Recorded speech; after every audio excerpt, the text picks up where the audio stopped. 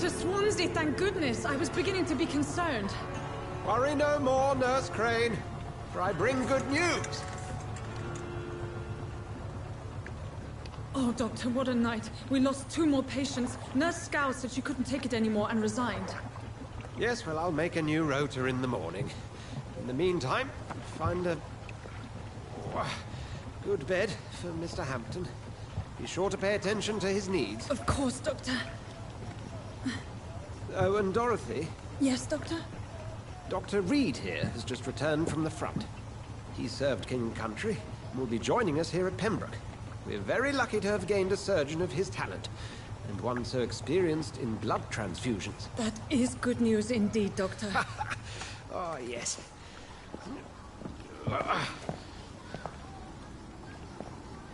Here at Pembroke, it's not what we have, but what we haven't. It's only thanks to Nurse Crane and the staff that our ship doesn't sink. If you have any questions, just ask her. Duly noted. Thank you. Your assistance is required, Dr. Swansea, immediately. Welcome aboard, Jonathan. We'll catch up after my rounds. Coming, Nurse Crane. I'm coming.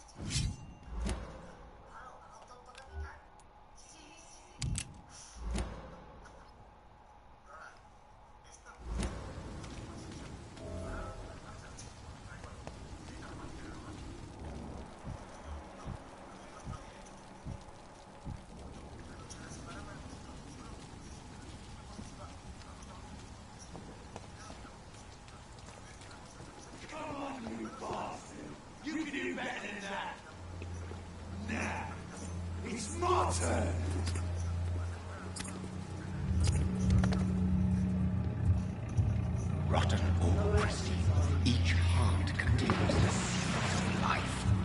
Drink at this river, try it all.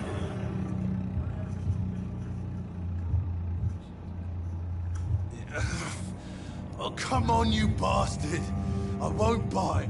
Sir, please. You've lost too much blood. Calm yourself. You think I didn't notice? Stop your staring and get me to an hospital, you arse!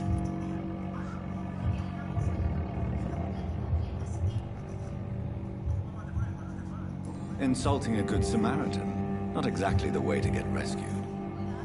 All right, sorry. I am in pain here. My guts are spilling out onto the street and you're yabbering on. Yes. That's a very nasty wound you've got there.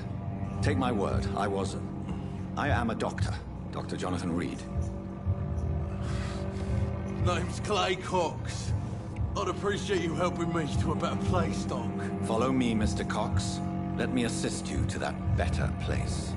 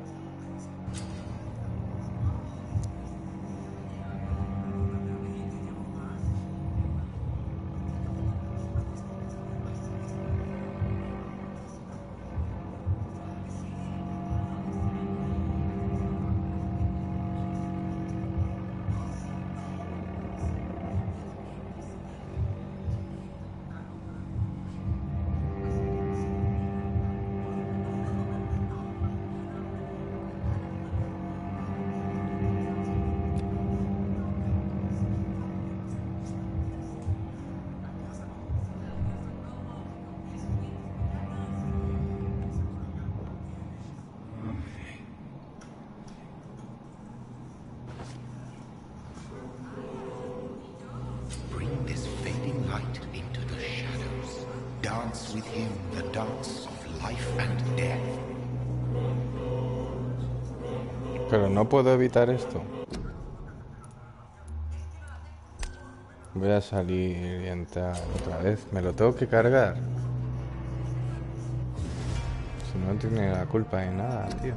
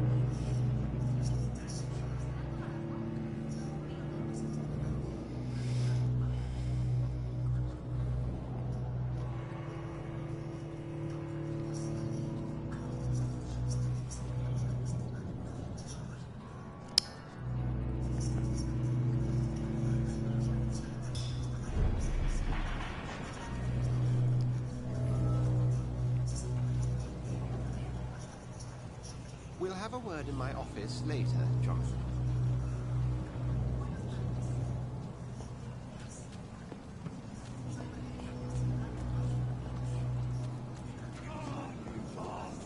You can do better than that.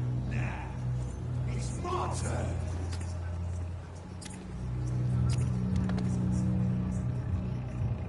Rotten or pristine, each heart contains the seed of life.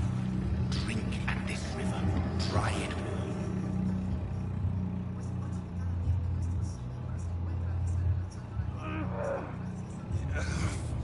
Oh, come on, you bastard. I won't bite. Sir, please. You've lost too much blood. Calm yourself. You think I didn't notice?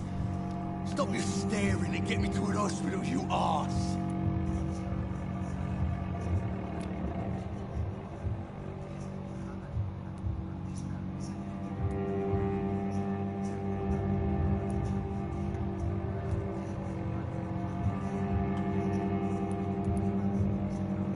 Insulting a good Samaritan. Not exactly the way to get rescued. All right, sorry. I am in pain here.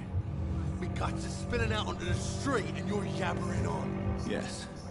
That's a very nasty wound you've got there. Take my word, I am a doctor.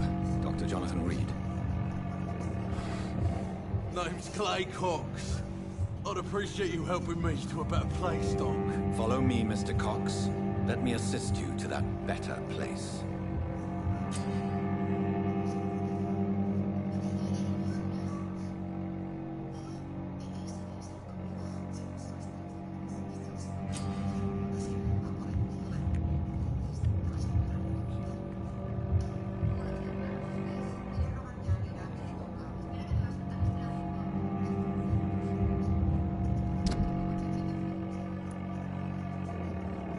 Tío, que no quiero.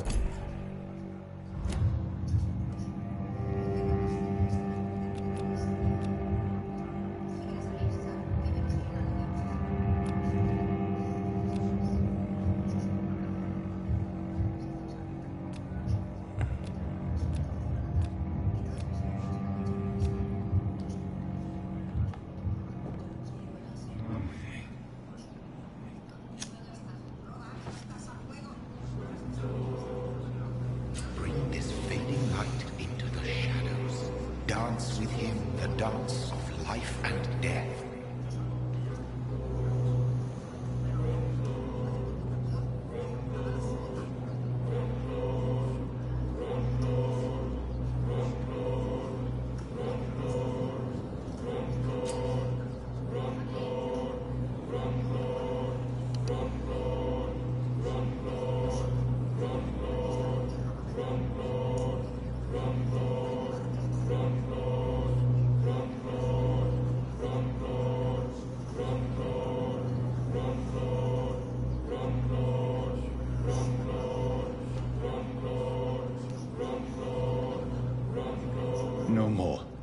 Not tonight.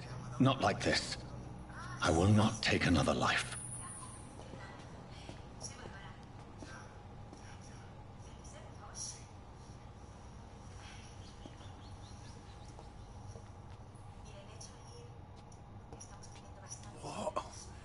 What happened?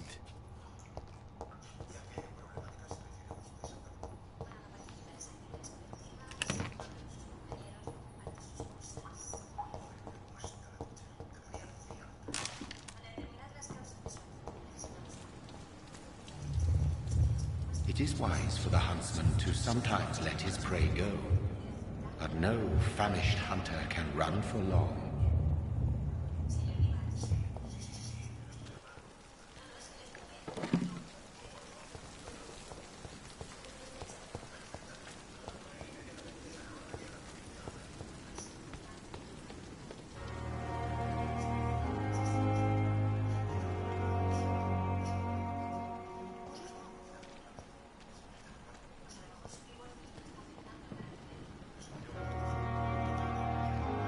Good evening, nurse.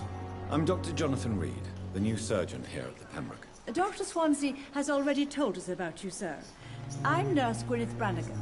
Welcome to the Pembroke Hospital. Did he really? It's a good thing I wasn't hoping to keep a low profile. All members of staff have already read about your new blood transfusion technique. Dr. Swansea made sure of that. I see. Well, I'm a little surprised, but I suppose I'll just have to deal with this unexpected notoriety. You must know, blood transfusions are Dr. Swansea's primary subject of research. He is convinced it is the future.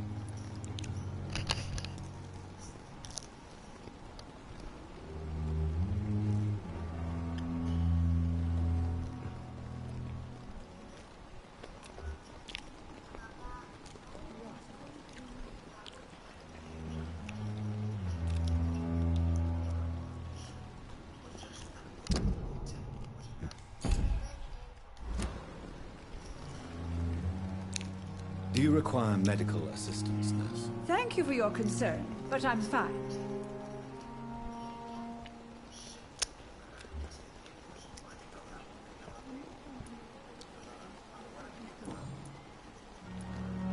How are things here?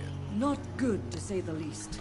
We're struggling against an invisible enemy, more lethal than any bullet from a gun. It's hard, Doctor.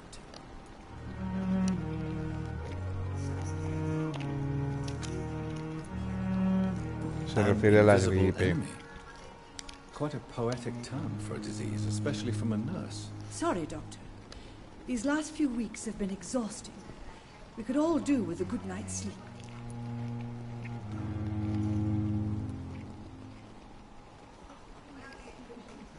Do you think this hospital can survive the epidemic? We are all volunteers here, and we're trying to hold fast, but how do we beat an invisible killer? Some nurses have already resigned.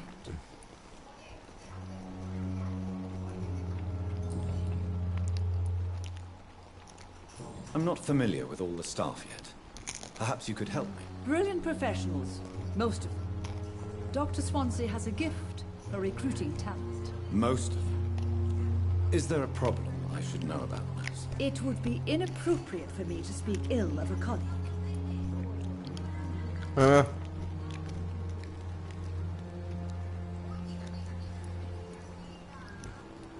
Nurse Brannigan, if you do know something, please tell me. Anything you say will be held in confidence. No. I may disagree with some conduct, but in the end, everybody is doing their best.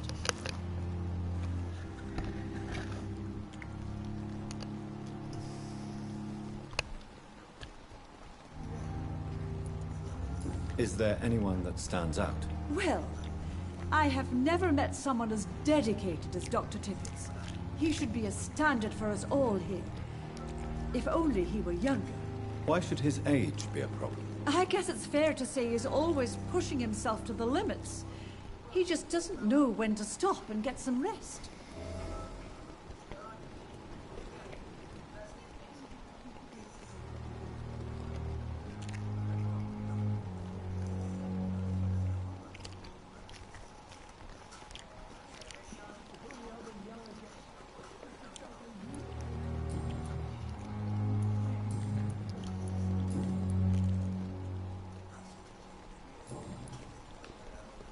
Goodbye, nurse. Call me if you need assistance.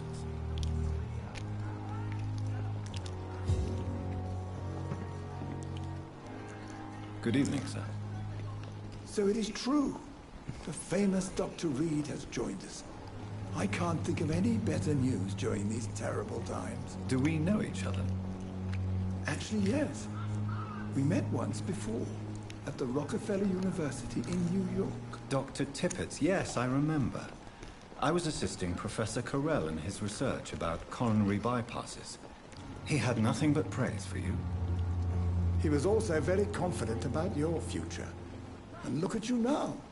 Eminent surgeon and blood transfusion specialist. Y encima vampiro. Es que soy un cirujano especializado en las transfusiones. Qué puta ironía.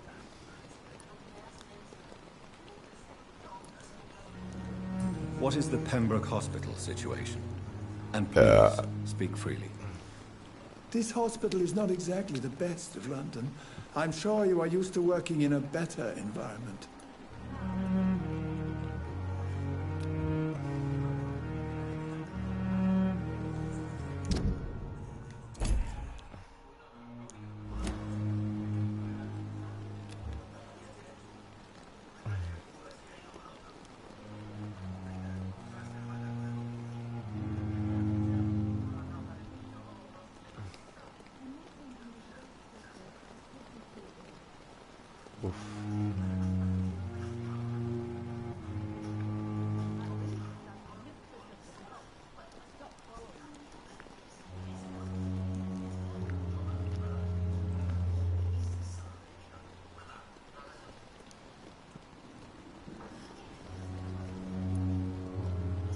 It's not exactly the best situation in London either.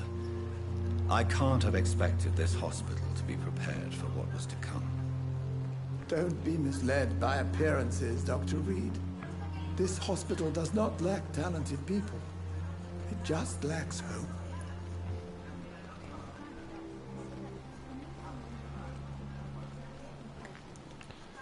What can you tell me about the staff in the hospital?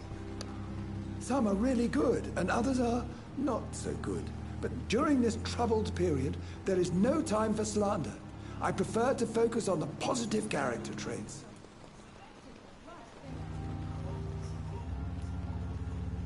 Tell me more about cherished people, then. Nurse Brannigan is a pearl. She is the most helpful and dedicated nurse I've ever worked with. A clever and cheerful woman. You really seem to admire her skills. I'll go even further. If she was a man, she would be a damn fine practitioner. Any opinion about the management? I don't always agree with Dr. Swansea's reserve, but I must admit he does all he can to keep this facility running during this crisis. Ah, yes, the burden of command. I was fed up with this concept while serving as a medical officer. Don't get me wrong. Swansea's a good administrator. I just wish he would get out of his office now and again.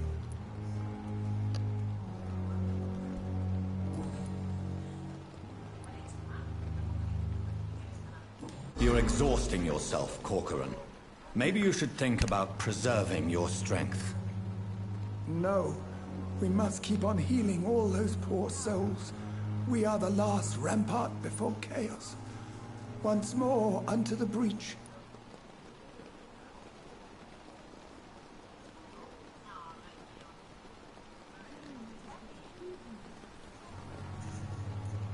Nurse Brannigan is worried about you, Doctor.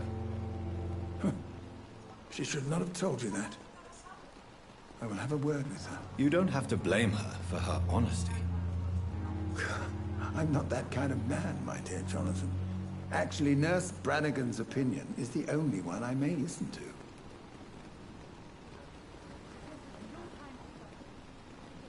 Oh, shit. ¿Otra vez la costra esta, tío?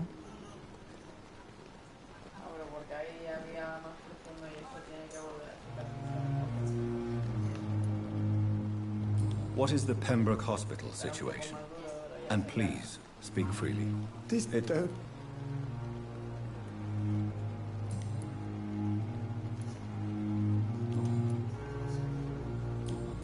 Goodbye, Dr. Tippett. Pembroke. Good evening, Nurse Brannigan. Good evening, Doctor.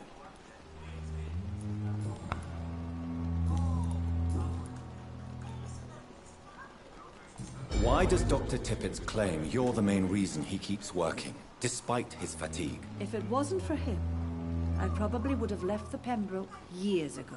Dr. Tippett does not think of you as just a nurse anymore, does he? If you're suggesting he's not taking my gender into consideration when it comes to medical practice and knowledge, I really hope he doesn't.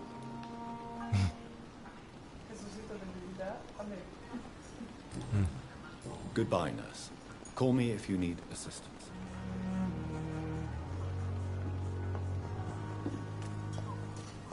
Dr. Swansea asked me to collect you, Dr. Reed. Hurry up. Cállate que me das miedo con esa bata, ¿eh? Te has metido. Imbécil. Sanguinaria. Frasco de grito, puta. Una mascarilla.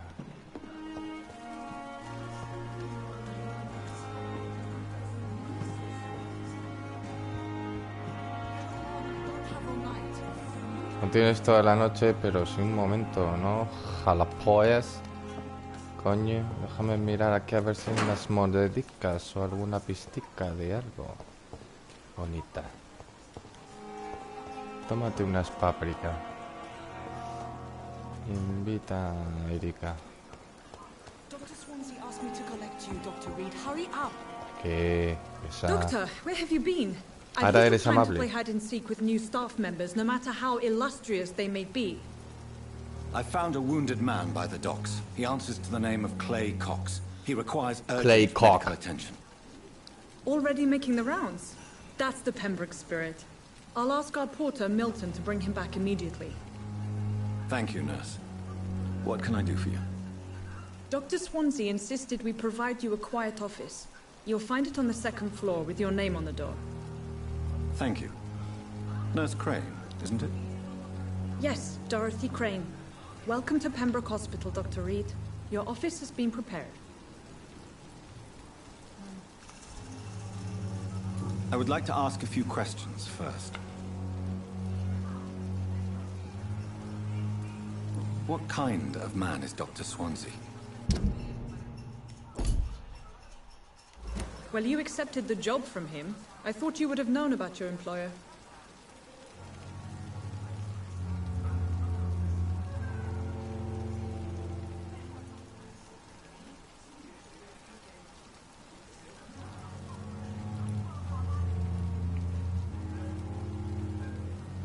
It's right to assume Dr. Swansea knows far more about me than I do about him. You'll get to know him soon enough, and better than me. The administrator has better things to do than mix with us. Apologies, I've only just met him the once. This is sudden. I've only just returned to England. Dr. Swansea is a brilliant surgeon and the most compassionate physician. And Mr. Hampton, the patient we brought in, how does he fare? I gave him a sedative to help him sleep. Poor thing was in quite a state of shock. If you could point me in the direction of my room again. Second floor of the hospital, left after the stairs. It's the last vacant office at the end of the corridor. Izquierda al final del pasillo. Thank you, Nurse Crane.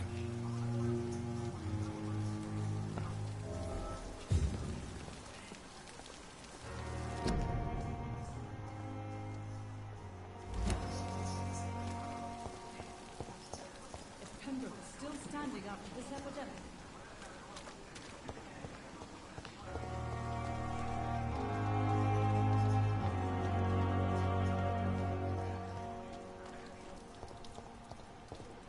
Ay, me ha dolido.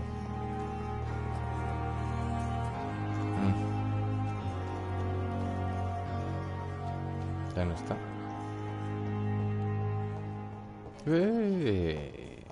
Sí que está.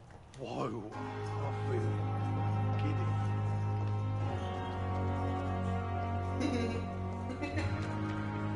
No te rías, ¿por qué te ríes? ¿De qué te ríes? No rías, ¿por qué ríes?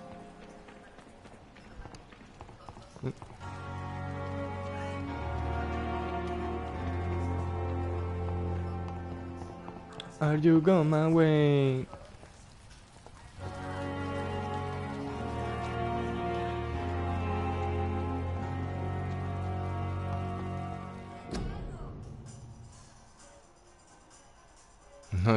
No sabía que neumonía se escribía pneumonía.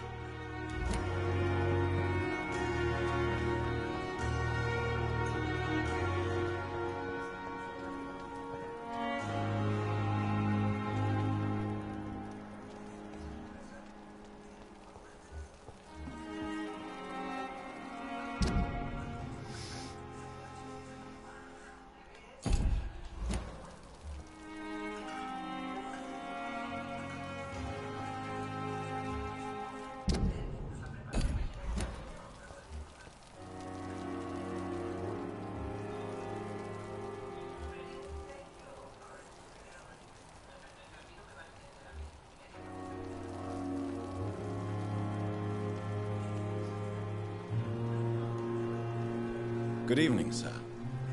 I'm Dr. Jonathan Reed. I'm new here. I've already heard about you, Dr. Reed. I'm Milton Hooks, the ambulance driver for this shithole of a hospital. That's quite a blunt introduction, Mr. Hooks. You can call me Milton. I like to speak my mind, Dr. Reed. Perk of the job. Don't judge me, and I won't judge you. I'm not sure I understand what you're talking about.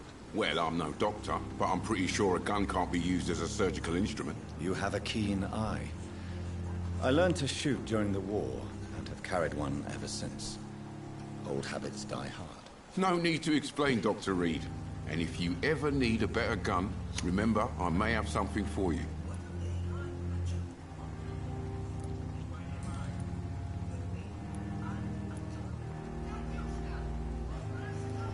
Are you really smuggling weapons through the hospital? And why not? I've already been attacked by patients, you know. And by gang members willing to steal my money. But you're not defending yourself. You're selling guns to civilians. You keep people alive your own way, Doctor.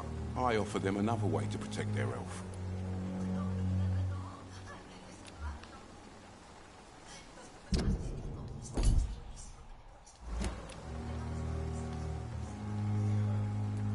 How is the situation around here? You want to hear the situation is all right? It's fucking awful. We lack everything. And it's getting worse every day. So what do you do exactly in this hospital? Apart from smuggling guns, I mean. I've been an ambulance driver since... too long, I guess. I'll bring sick people here night and day. It's a dirty job, but I get it done. Most of the time.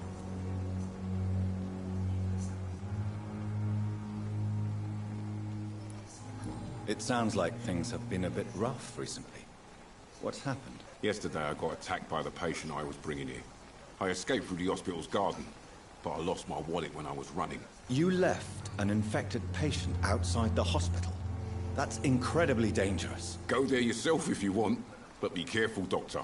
I'd rather not bring your dead body back.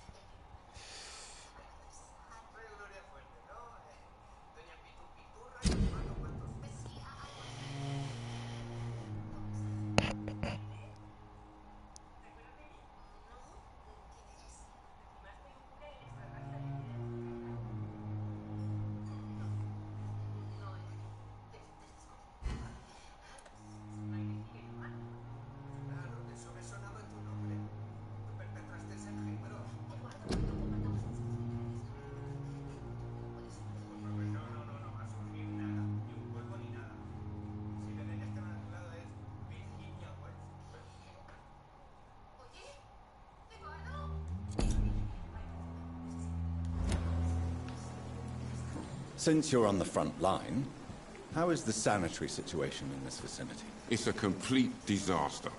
It's even getting dangerous to enter some streets or buildings. Even the locals attack you.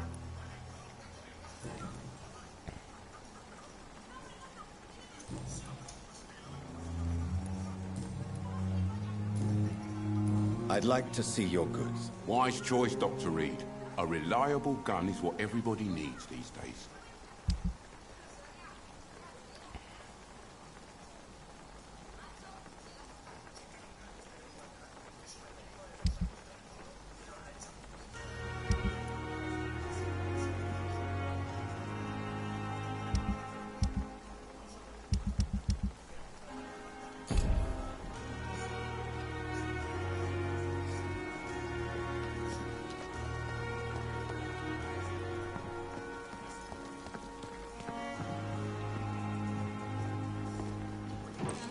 If only I were young again.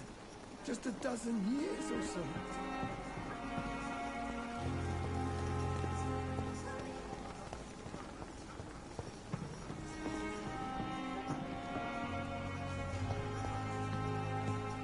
Another night with the glorious battalion.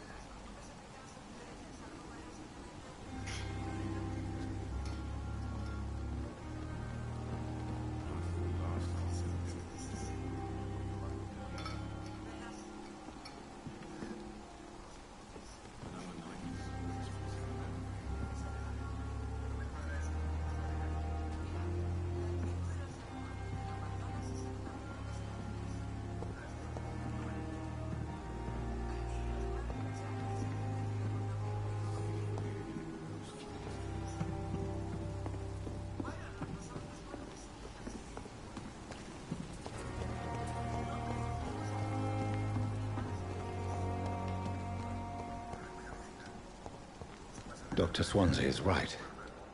This place seems perfect to conduct my research.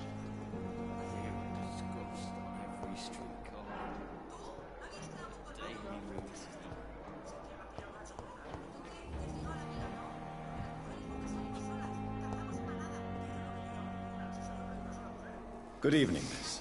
I'm Dr. Reed, the new surgeon at the Pembroke Hospital. And who are you? Your name has no meaning to me, mortal. You're nothing but dust blown by the winds of eternity. I beg your pardon? What are you begging for, mortal? My clemency?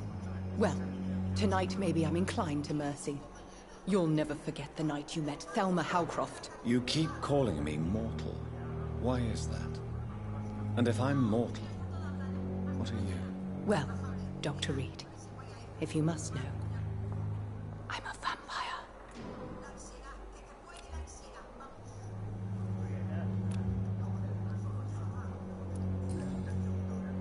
And why do you believe you're a vampire? I don't need to believe anything.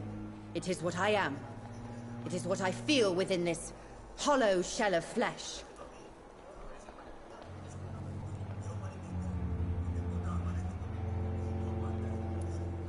Please, describe to me how you feel. What is it like to be a vampire? I can hear my body crumble from the inside as my flesh cracks and fades. I sense the last pulse of postulant blood within my drying veins. I need new blood. I see. Have you ever heard of Cotard syndrome, Miss Howcroft? Never. It's a mental illness discovered by a French neurologist named Jules Cotard. The affected patients are delusional. They believe that they are putrefying, that they are dead, a ghost or a ghoul. Or in your case, a vampire. Delusional, you say? Oh, sad and petty mortal. You can't even begin to understand the concept of immortality. And you think it is I who am delusional. I'm assuming you must be a patient here. Am I right, Miss Howcroft? It's only a cover. To hide from my enemies. I can leave whenever I want. As a woman, a spirit, fog, or bat.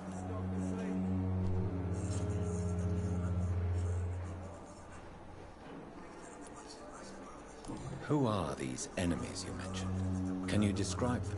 I cannot say for sure. But I sense their eyes on me from nearby. I feel them watching me every time I visit the Encima, garden near the morgue. trastorno paranoide. Joder.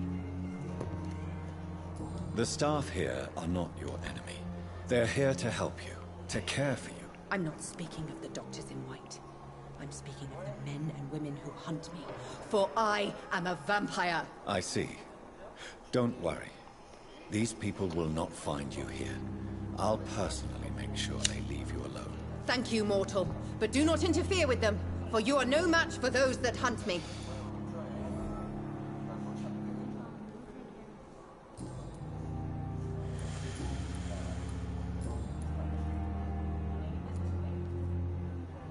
Who are you really, Miss Howcroft? I mean, apart from being a vampire. Is that not enough for you, puny mortal? What do you require?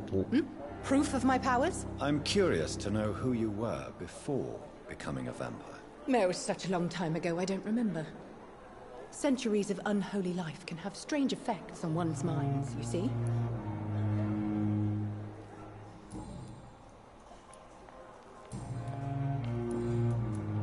I'll leave you, Mistress of the Dark, to your nocturnal activities.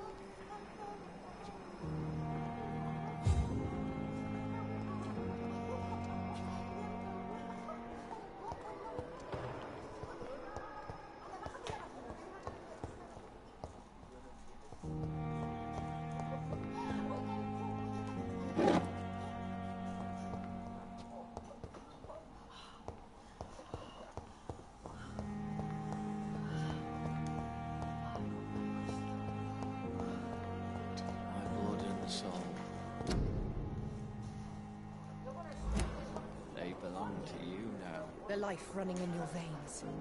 This dead flesh needs it. Oh, please spare me, Dark Queen. Spare your obedient slave.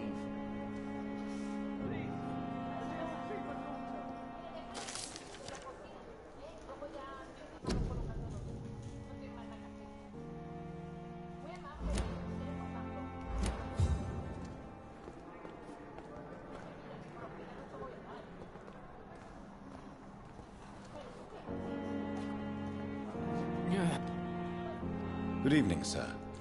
Can I help you? Unless you're here to fix my face. No. I don't think you can help me. I'm Dr. Reed. I've recently taken the position of head surgeon here.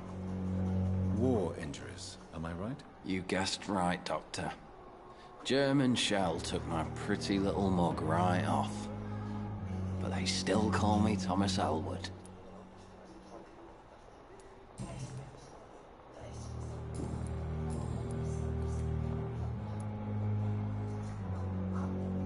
Where were you stationed, sir? Did you serve for long? I really don't want to talk about all this shit. No offense. I was pushing too much. I served in France myself. I just wanted to know what happened to you. You were an officer, weren't you? Then I doubt we fought the same war, sir.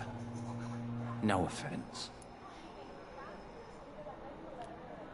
How close are you to Miss Hawcroft?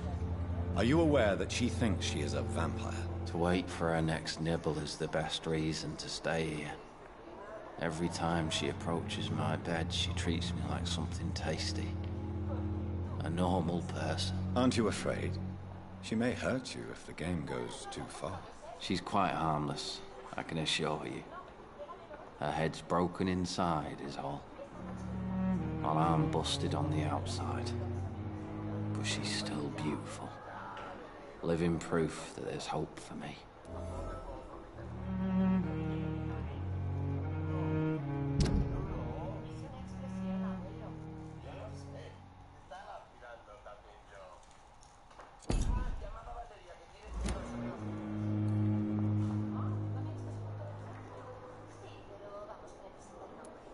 So do you let her bite you? You know that's not sanitary. And why not? She's only supping a few drops of me blood. And the pain, it's real for once. She could decide to bite less willing patients. Then it's another good reason for me to stay here, Doctor. You do realize she's mentally disturbed. It's called the Cotard syndrome. She truly believes she's a vampire. In her madness, she never refers to my scars. And frankly, if I could, I'd join her world. It seems much more fun than the real one.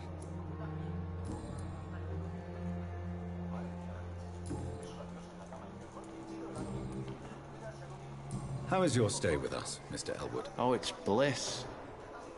I just escaped death in the trenches to be surrounded again by the moans of the dying. Can I ask you precisely why you're a patient here? It's the pain, sir. The drugs don't work. It just hurts under the scars, if you get my drift.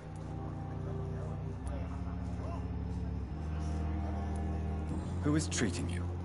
Is someone in particular looking after your case? Nobody since the old and tired doctor spoke to me. Started to think I was forgotten about. Wouldn't blame you. You don't seem worried by that. My face hurts so much more when I smile or cry. I've learned it's easier not to speak. But be assured I'm smiling inside. Can I do anything for your pain? Nurses gave me a bunch of pills. No effect. Told you. It's like the flames are under my skin, burning away.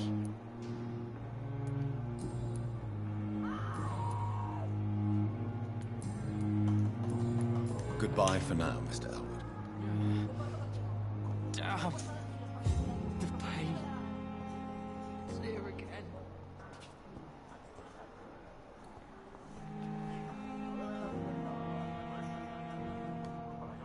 Good evening, Mr. Hampton. How do you feel? Dr. Reed, is it? Oh, sir, I must apologize for my behavior. What do you mean? I was not myself in the factory. Fear and exhaustion made me say awful things to you, I'm afraid. You remained perfectly nice and polite. A little delirious, perhaps. But who wouldn't be after enduring an abduction? Thank you, Doctor. That's a relief. Now all I need to do is rest and return to my flock.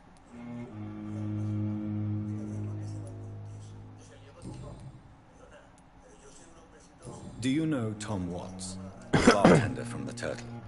I met him before I found you in the canning factory. Tom? Yes, of course. Always the helping hand, good old Tom. Without men like him, corruption and despair would have wiped out the East End long ago. People are still in despair. How could it be otherwise? The authorities have left us all to rot in this contagious nightmare. No drugs, no advice, nothing. It's a damn shame. Who should I avoid in this part of town, then? Any particularly evil figures? Not really. Most men and women are just doing their best. And it's not my habit to speak ill of people I know, Doctor.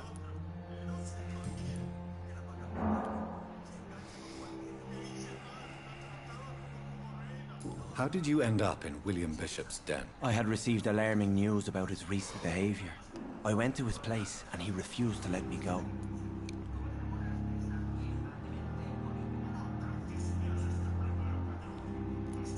Why did he abduct you? William was an alcoholic. His addiction suddenly changed to blood. I don't know why. Just like a patient I met here. This Miss Hawcroft.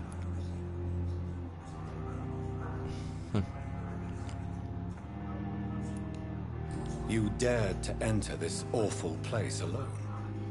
You're a hero, Mr. Hampton. Or a fool.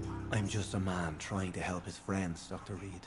William Bishop was a conflicted soul, searching for light.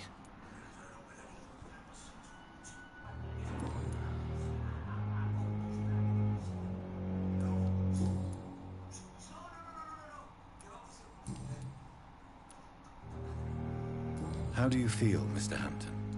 Medically speaking, I mean. I feel exhausted. Beyond exhaustion, actually. William drank so much of my blood in his madness. I feel empty. You're in good hands here. Dr. Swansea is well versed in blood transfusion, and I'm sure he'll take the best care of you. Thank you, sir. I believe all I need is rest. And then I can go back to the people who need me.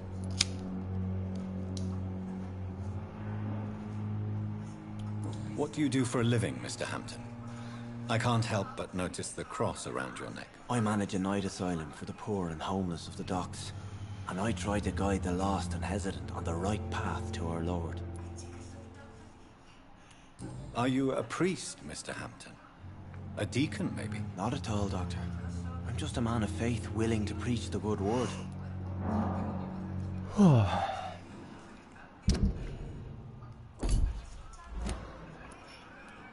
Why didn't you use your cross against William Bishop? To repel him somehow? That's a very strange question, Doctor. A cross is no magical token, if that's what you were trying to say. Not mine, anyway.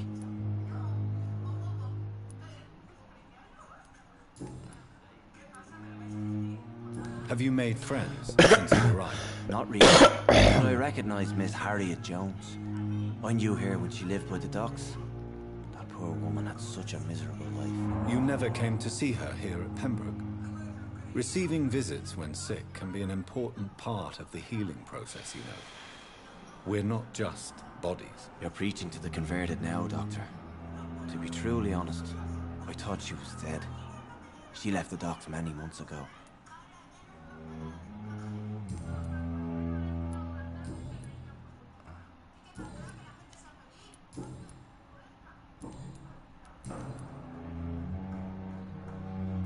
What is the general situation in the East End docks? The situation has always been tough, with a lot of Who leads the gang now? Since Clay Cox went missing, it's his wife Edwina who runs the show, with the assistance of her minion, Booth Digby. Has the gang been threatening you? Ah, no. I've had this nickname for so long, you know, the sad saint of the East End. No one dares to bug a saint, not even criminals.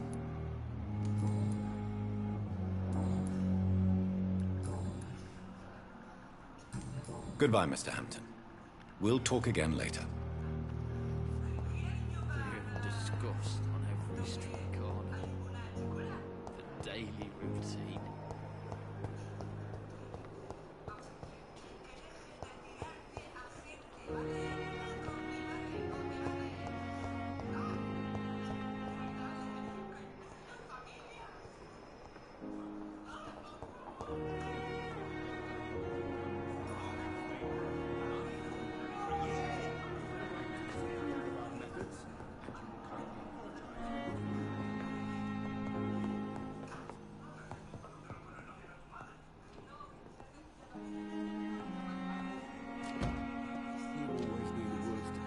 Good evening, Doctor. I believe we're going to be working together. Dr. Reed. Dr. Swansea informed us of your arrival, but I could not dare to believe we'd have such good fortune. Such an honor, sir. Thank you. And you are? I am Thoreau Strickland, Dr. Thoreau Strickland. I'm a great admirer of your work, Dr. Reed.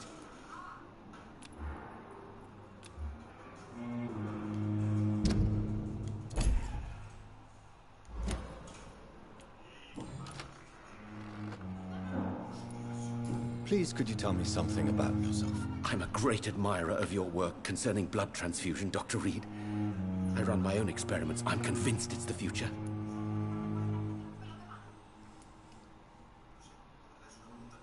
What made you choose to be a doctor?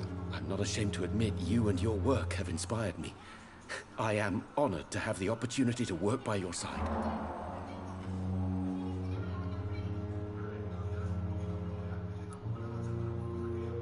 It's always a pleasure to share scientific and medical knowledge with someone eager to learn. I'll be glad to help you if I can. This epidemic may be the century's most terrible disaster, but I'm convinced that we, as doctors, are the only ones able to defeat it. I based my technique on my mentor's research. He helped me perfect my method. What is yours? I'd rather not talk about it. For now, it's just theories and first approach. My process is purely experimental and unsuccessful. As long as you're cautious and methodical, you may remain empty-handed, but you won't fail. You're not the first one to warn me, but I am convinced knowledge is the main weapon against the ravages of this epidemic.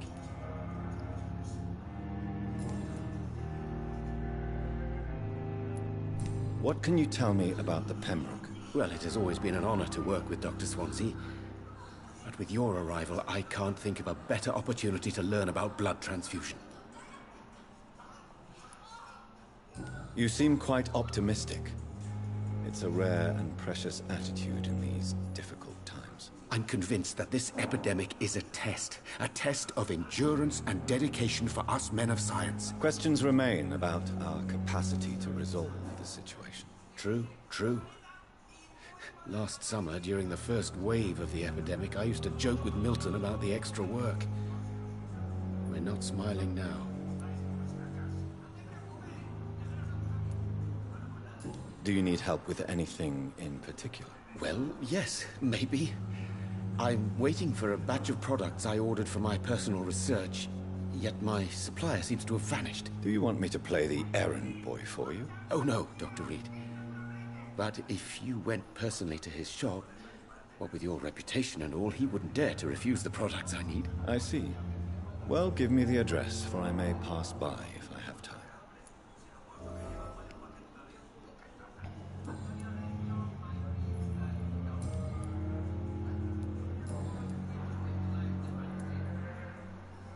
Tell me more about your willingness to experiment with new medical techniques. Harvey Fiddick is a patient suffering from a severe injury that could cripple him if not treated correctly.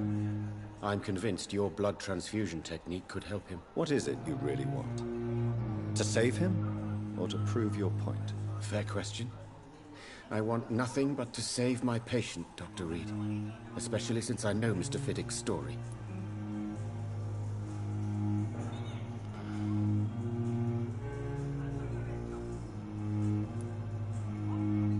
Tell me Mr. Fiddick's story. Our first diagnosis was compromised because Mr. Fiddick lied to us about the real origin of his injury. He first claimed it was an accident. But why would he hide such crucial information from us? Because he is a proud father, ashamed of putting his children at risk because of his own negligence.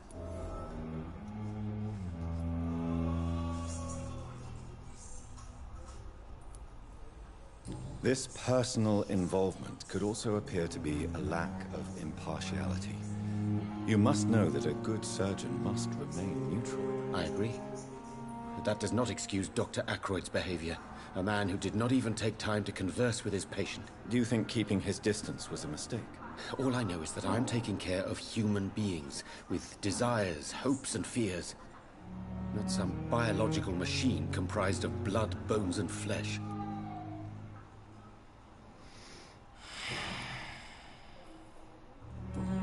Goodbye, Dr. Strickland. Good evening, sir. What can I do for you, Doctor?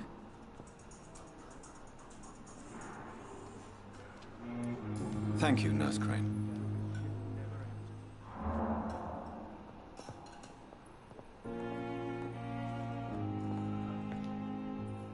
Good evening, sir. I'm Dr. Reed. I believe we're going to be colleagues. Reed? Yes, I've been informed about your arrival. I'm Waverly Ackroyd. Welcome aboard, I suppose. Does my arrival inconvenience you in some way, Dr. Ackroyd? Let us just say that I don't particularly share Dr. Swansea's enthusiasm for hiring you. What we need here are reliable professionals, not overrated dabblers.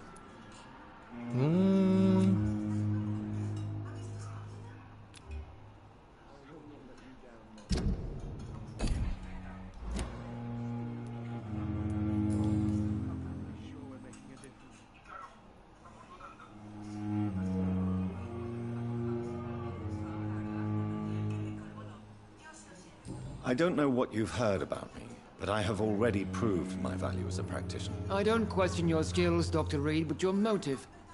Is it money, fame, or are you truly dedicated? And what exactly is that supposed to mean? I served in the war just like you.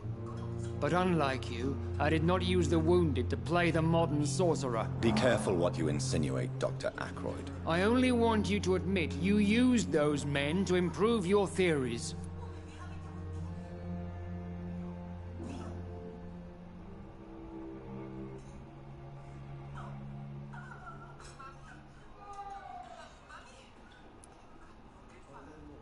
Knowledge has always been and will remain our main weapon, and it has always come at a price.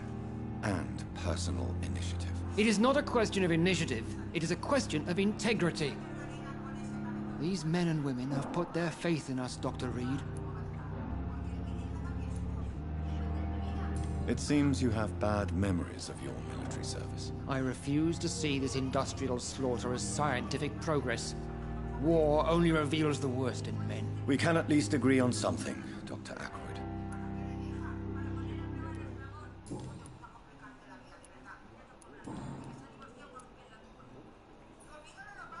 If you have a problem with me, Dr. Ackroyd, please feel free to tell me. Dr. Swansea has imposed your presence on this hospital without asking anyone's advice. The benefit of his position. But I don't agree with it. I know we've never met before, but I believe this hospital could use all the help it can get. You will agree with that, I'm sure. Oh, but I have heard about you, Dr. Reed. Of course, you can't say the same about me, since I have not wasted my time courting the press.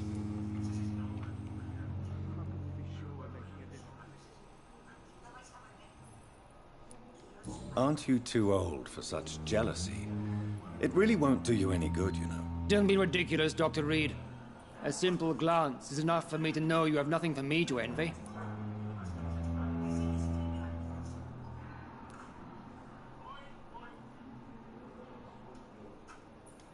Tell me, Waverly, what do you think of Dr. Strickland's enthusiasm for his experimental research? Strickland is playing with his patients' lives for pride and glory.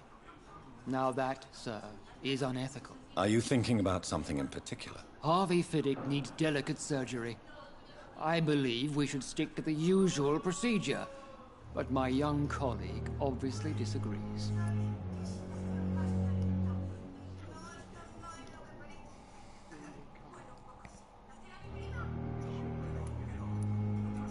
And are you not afraid that your rivalry with Strickland may be blinding you? Rivalry? I guess you could call it that.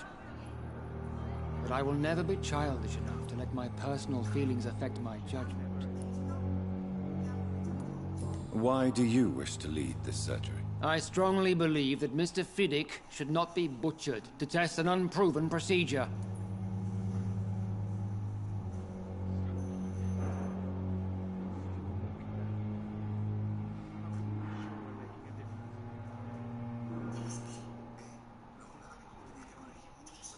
I really hope you're right about this, Dr. Ackroyd. I'm trusting your judgment on this. I'm not the kind of man who runs away from his responsibilities, Dr. Reed. There is no need for you to be looking over my shoulder. Since your tenure in this hospital is longer than mine, perhaps you can tell me more about this place. Let's just say I'm tired of the carelessness around me. I have always respected the skills of Dr. Swansea, but over time, his enthusiasm has become displaced. Carelessness? Exactly what are you talking about? We're here to save lives. The people who trust us are not volunteering for experimentation. They're here to be healed. I don't intend to run any radical experiments, Doctor. Even if I, as any good practitioner should, express an interest in pushing the boundaries of medical research. Modern medical methods were created through audacity and ego. But there are rules in our line of work, and they're here to protect our patients.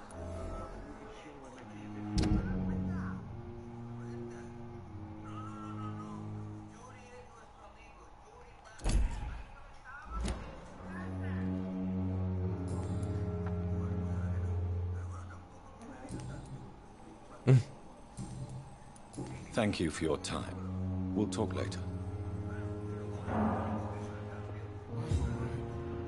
Don't waste your time with me.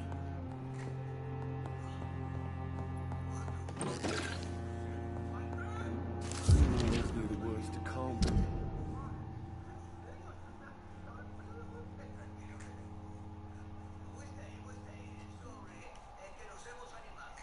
Hola, buenas, Rafa.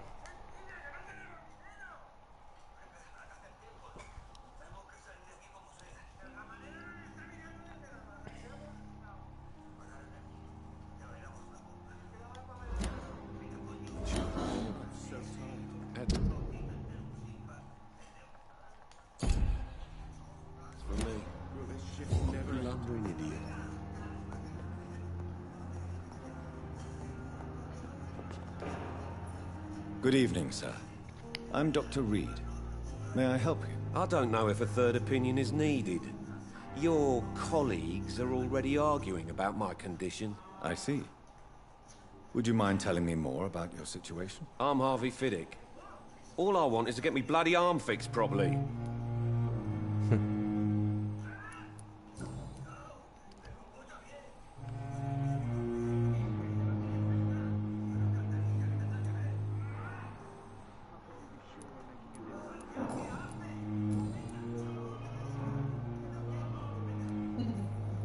Tell me about the doctors who are arguing about your case. Strickland and Aykroyd.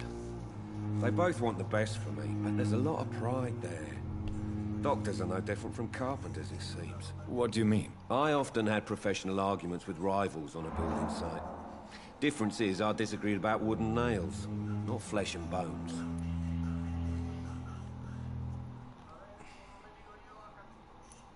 Tell me about yourself, Mr. Fiddick. I'm just a regular guy waiting to get his arm fixed, so I can return to work and to my family. I was more curious about what you were doing before being hospitalized. I'm a carpenter, and a good one too. But that means I need both arms to feed my family, Dr. Reed. Are you satisfied with your treatment here? Well, it's clear that I've chosen a bad time to be injured. Forgive my bluntness, but you seem overwhelmed by cases of the flu. I won't lie to you about it. I'm afraid we are. Are you sure you don't want to operate yourself, Dr. Reed? I have the feeling you're very capable. And your colleagues seem to think so too. In other circumstances, you would be right. But for now, I don't think I can take on the responsibility. My apologies.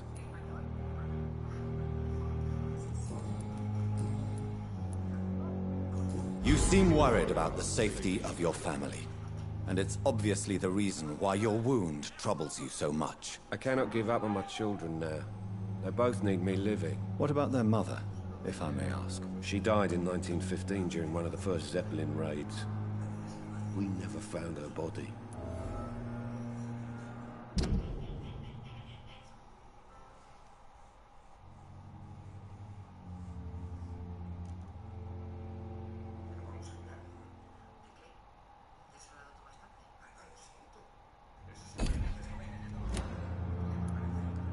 Tell me about your injury, Harvey. Why do you feel so guilty about it? My wife died because of me. And now I may lose everything because I've been careless enough to hurt myself. What an arsehole.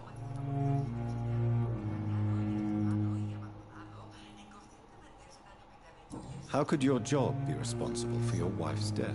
I was working a double. She went out to bring me a hot meal and got caught in a German bomb raid.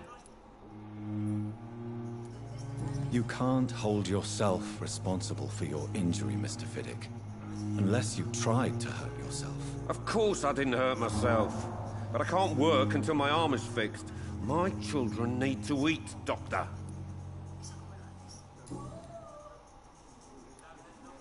Tell me more about the death of your wife, Harvey. 1915. I was in the army. Building workshops for the Royal Flying Corps.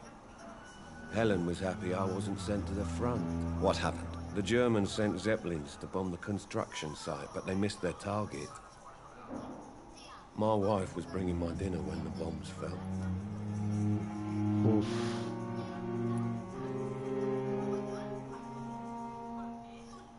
I'm sorry for your loss. So many died during the bombings. I served in France and witnessed the carnage there. I would like to say that she didn't suffer. Truth is, I have no idea. I just know that I'm all that me kids have. Poor little bleeders. How are your children after losing their mother? They were smaller then. The only good thing about this is my Helen didn't bring them with her that night.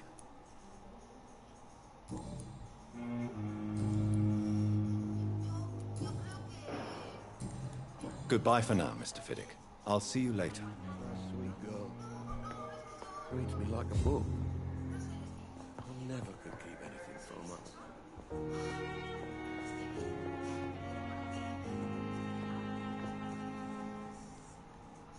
Good evening, madam. Can I help you? It's my son who needs you, sir. I'm Dr. Jonathan Reed. How can I help your son? I'm Beatrice Goswick, mother of Mortimer Goswick. Could you check on him, please, Dr. Reed? I've heard much of your talents as a physician.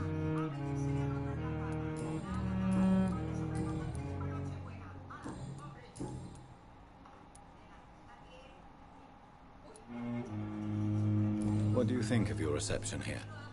Any complaints? I have had the uttermost reservations about this hospital since we arrived. But we had no other choice, considering the state of emergency. Is there something in particular that's bothering you?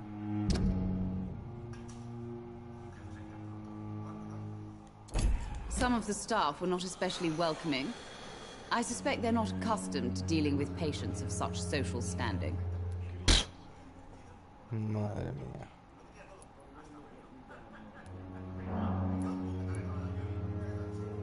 Tell me more about your arrival at the Pembroke Hospital.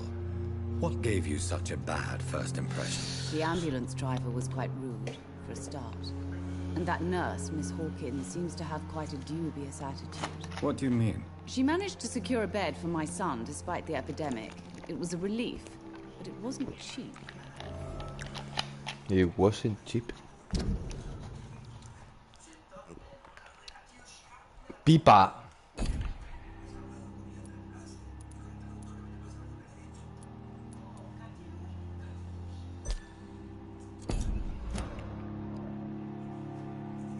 She charged you for a bed? Yes, and I paid without question, considering the urgency of the situation. I share your concern, Mrs. Goswick.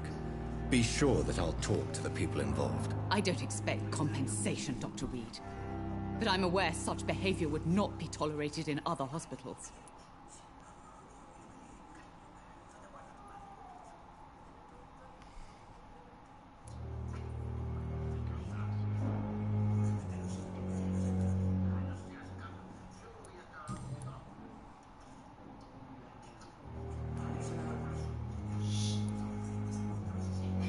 Edna, ven.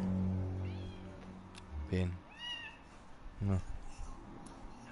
Tell me more Edna, about no. your arrival at the Pembroke Hospital. What gave you such a bad first impression? The ambulance driver was quite rude, for a start. And that nurse... What do you mean? She managed... I share your concern, Mrs. Goswick. I don't expect compensation, Dr. Reed.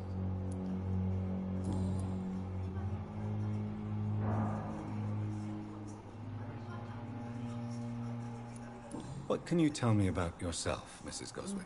Not much to say. Just take care of my Mortimer and I'll cover all the expenses. That's all that matters.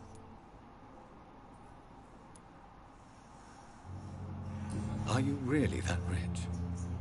Most of the patients here are of a more humble origin, if I may say so. Yes, thanks to my husband. May he rest in peace. I can cover any needed medical expenses.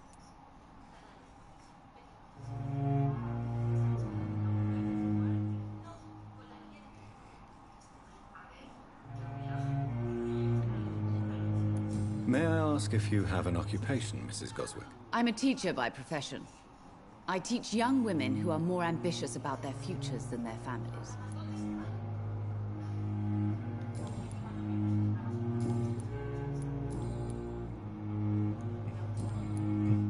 Goodbye, Mrs. Goswick.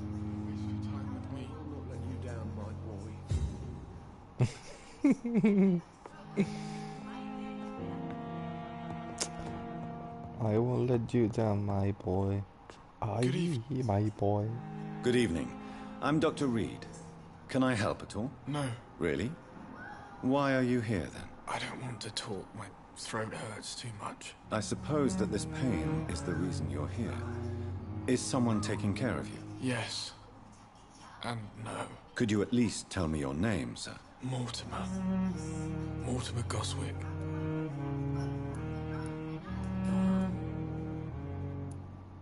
Tell me about yourself, Mr. Goswick. I don't want to talk, Doctor.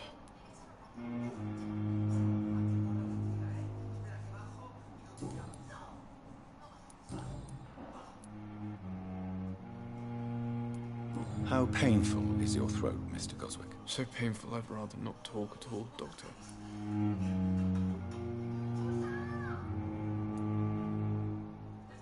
I'm sure you realize a doctor and his patient have to communicate, sir. Would it help if I gave you some paper and a pen? Not really. I see. Then maybe it's not just your throat that hurts, Mr. Goswick. Perhaps your sore throat is just the consequence of something more hurtful. Yes, maybe. But I don't want to talk or even write about it now.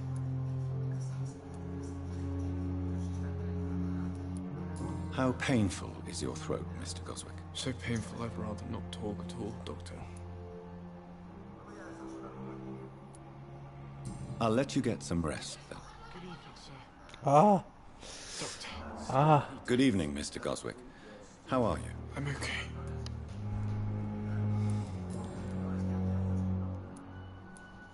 Why did your mother have you hospitalized here? She seems convinced this is a bad hospital. My mother just wants the best for me. She won't rest while I'm here. She'd go all the way to hell and back to help me.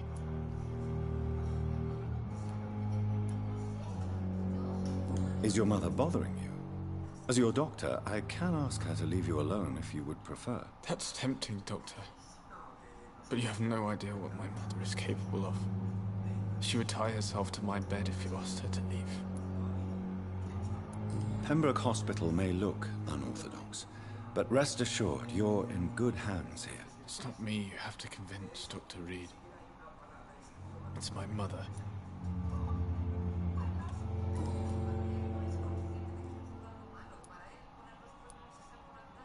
How painful is your throat, Mr. Goswick? So...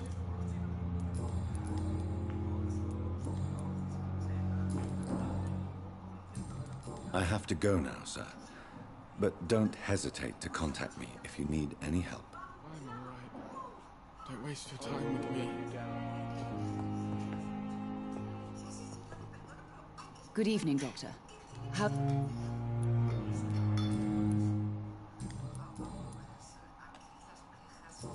Goodbye, Mrs. Goswick.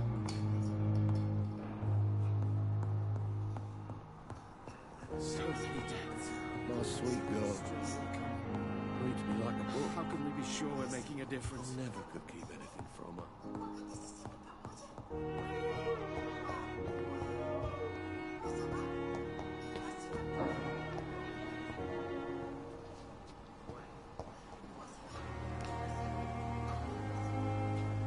Thelma Howcroft said she was being watched by vampire hunters. Where are they hiding? I should investigate.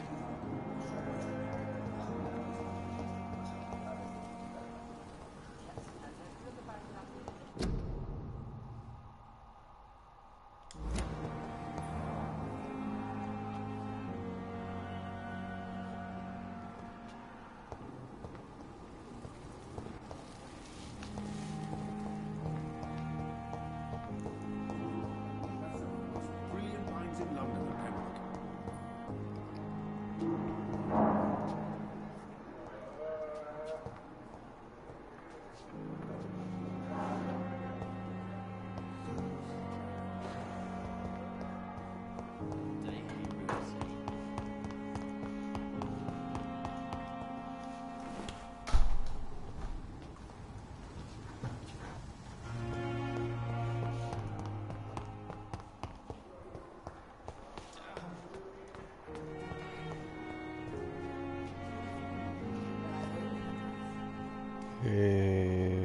Vale. It's locked.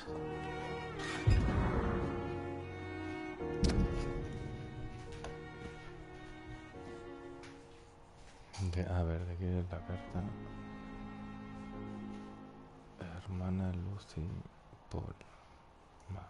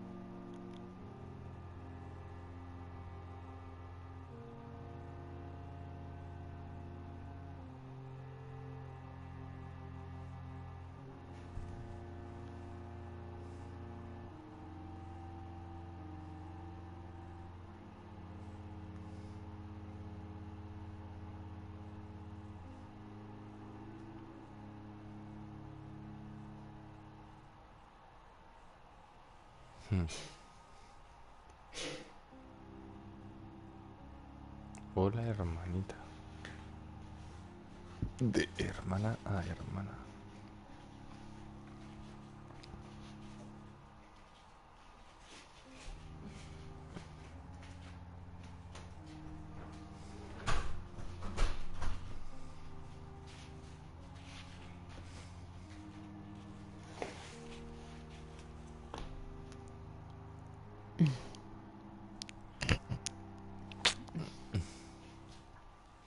¿Sabes que en realidad las sandalias se llevan así?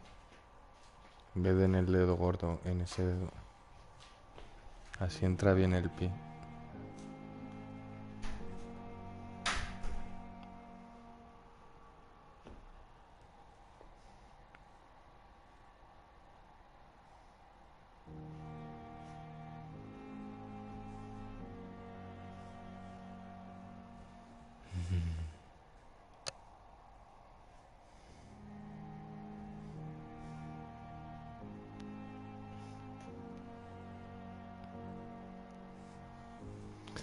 Ay, chuchi.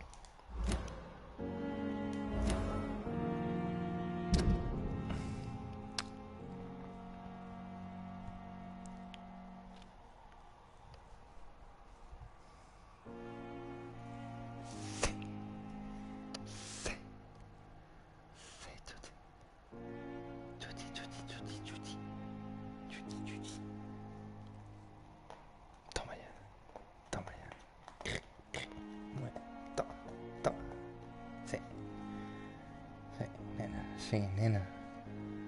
Oh, sí. ¿Cómo te gusta, ¿Cómo te gusta,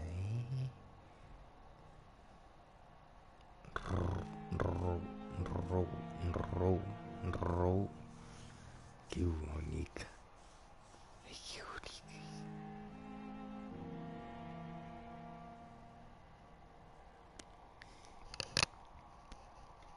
Toma ya. Di que sí. Di que sí.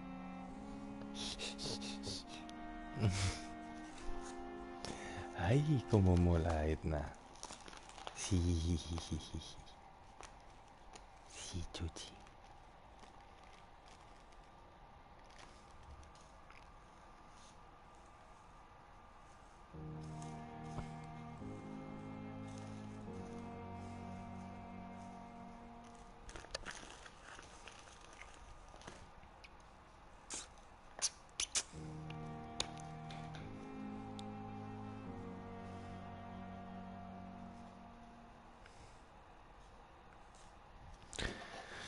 Vale.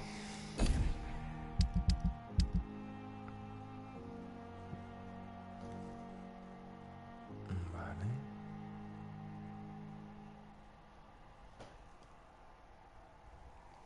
¿Qué es eso? ¿Qué es eso?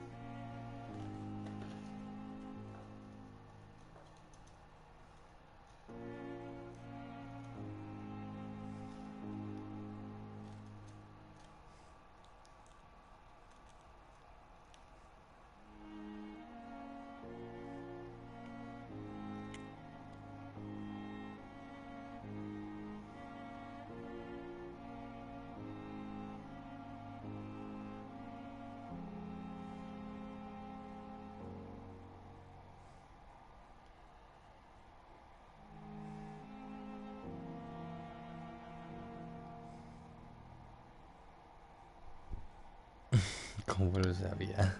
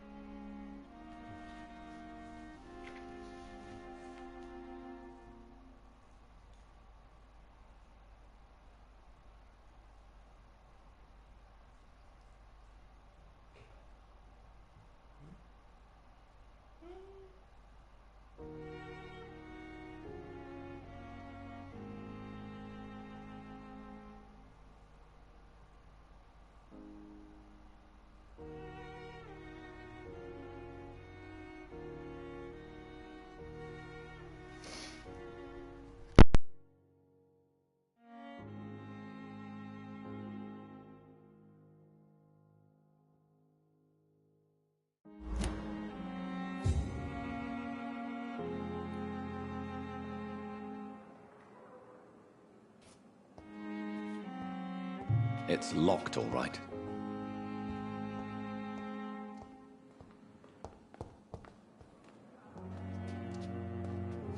Good evening, nurse. Good evening, Doctor. I don't think we've been introduced yet. My name is Pippa Hawkins. And I'm Dr. Jonathan Reed. Dr. Swansea has recently offered me a position in this hospital. Well, it's a euphemism that your help will be appreciated, Doctor.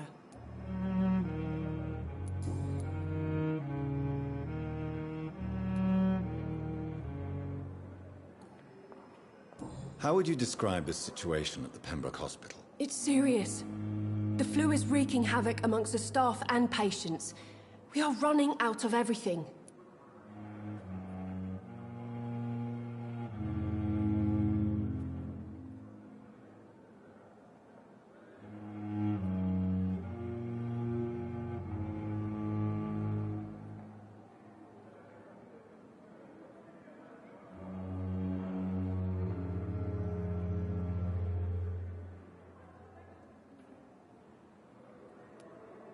Nurse Hawkins, the Spanish flu won't last forever.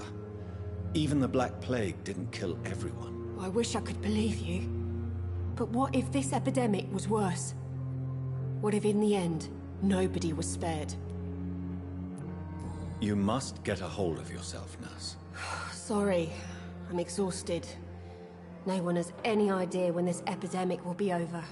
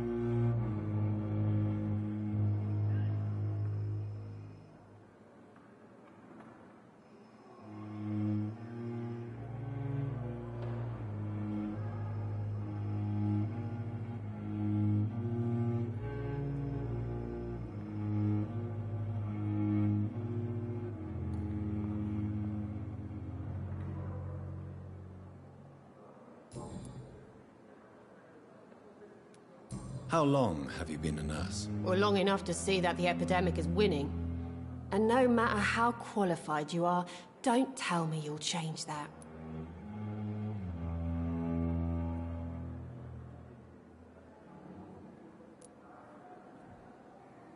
You'd be surprised what dedication can achieve, Nurse Hawkins. In medicine, sometimes we're just a test result away from a miracle. Sorry, Doctor. I don't want to sound bitter, but I'm just too tired to give a pep talk like Nurse Brannigan.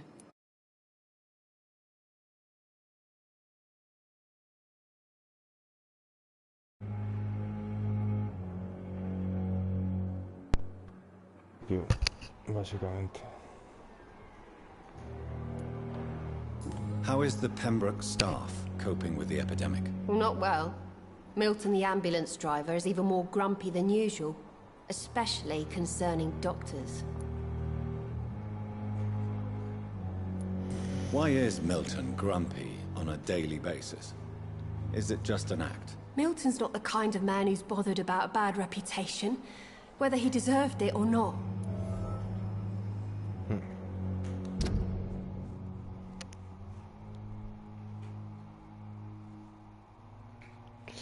Entre sus compañeros y al menos una familiar del paciente en sí.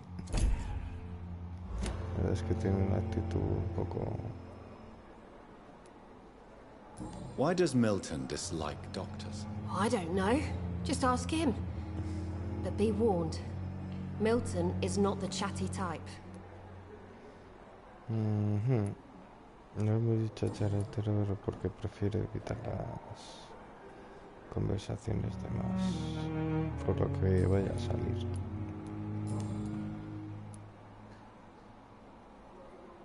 Pepper, are you sure you want to leave this hospital? To become a nurse was a little girl's dream. But in the end, I don't feel that useful. I want more. I want to make things change.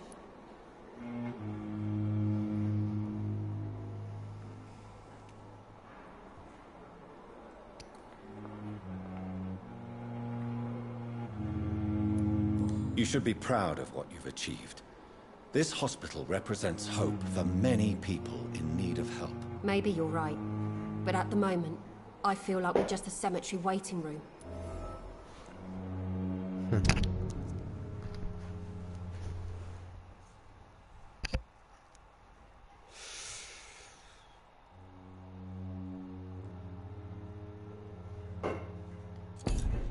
Edna, ya.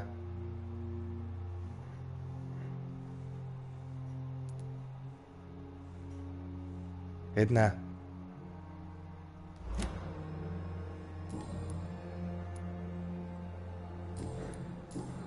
Goodbye, Nurse Hawkins.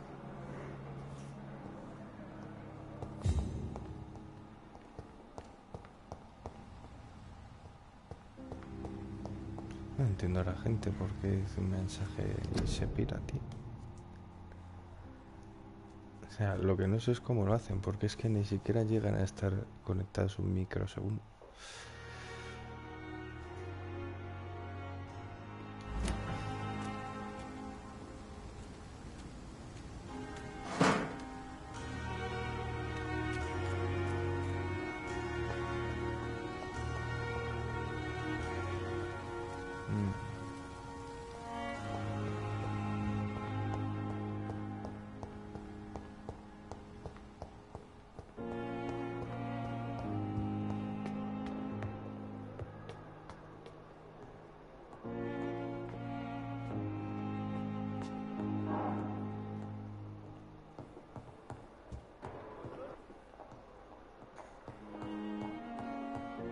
¿Dijo segundo piso o primero? Ya no me acuerdo. Bueno, aquí está.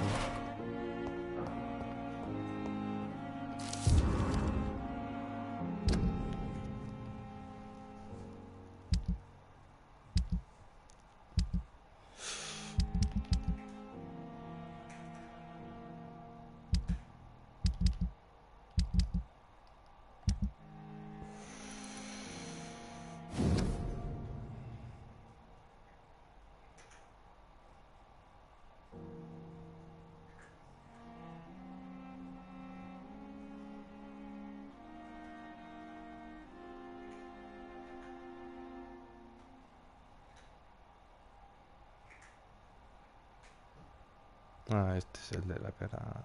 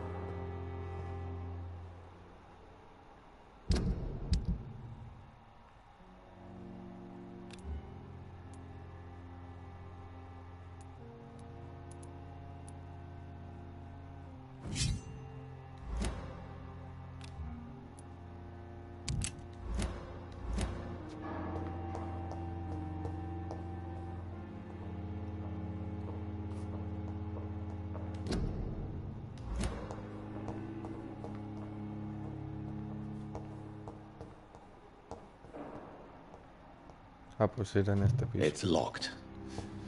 Pues hay un segundo piso, luego le echaré un vistazo antes. O espérate, no, ahora. Por si acaso.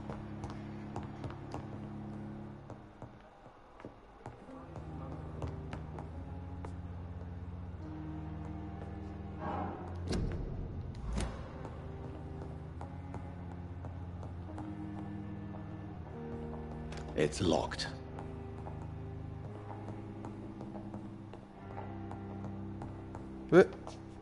Ya sabía yo. Ah, no, ha sido un brillo. Vale.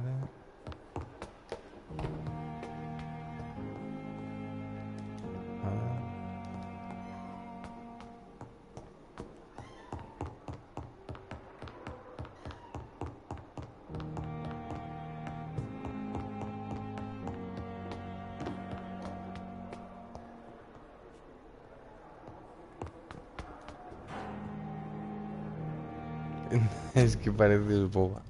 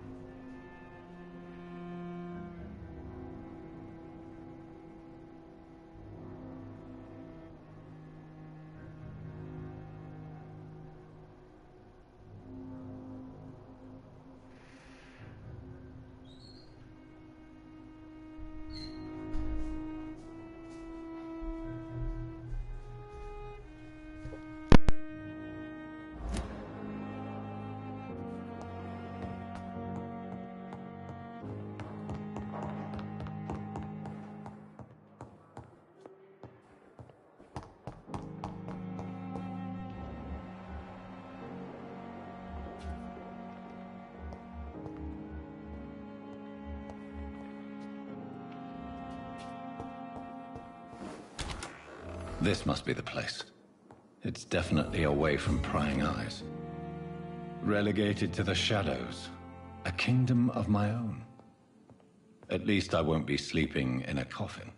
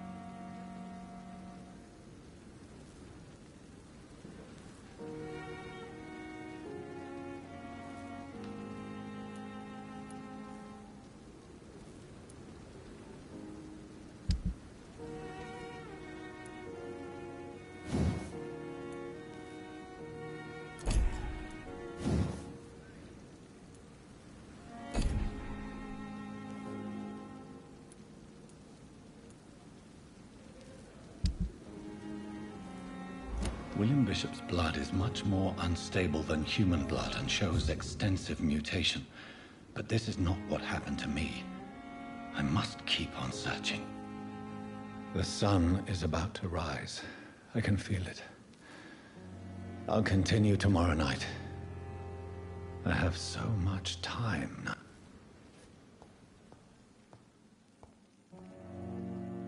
The flower's dying. It needs water.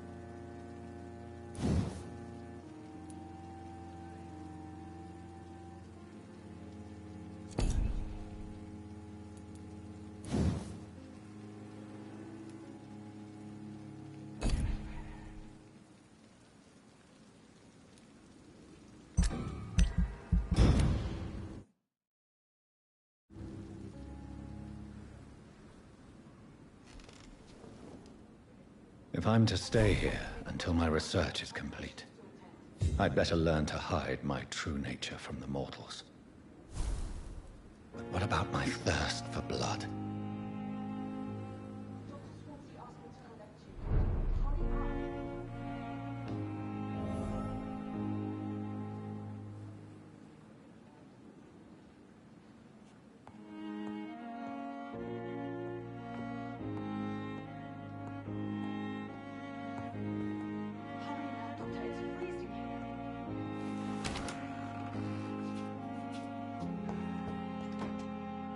Yes, Nurse Crane? How can I help you? I'm so sorry. I know Dr. Swansea wanted you to rest, but we have somewhat of a crisis. A crisis, you say? Our supply of antiseptics is nearly depleted. I was hoping there was another box up here, but...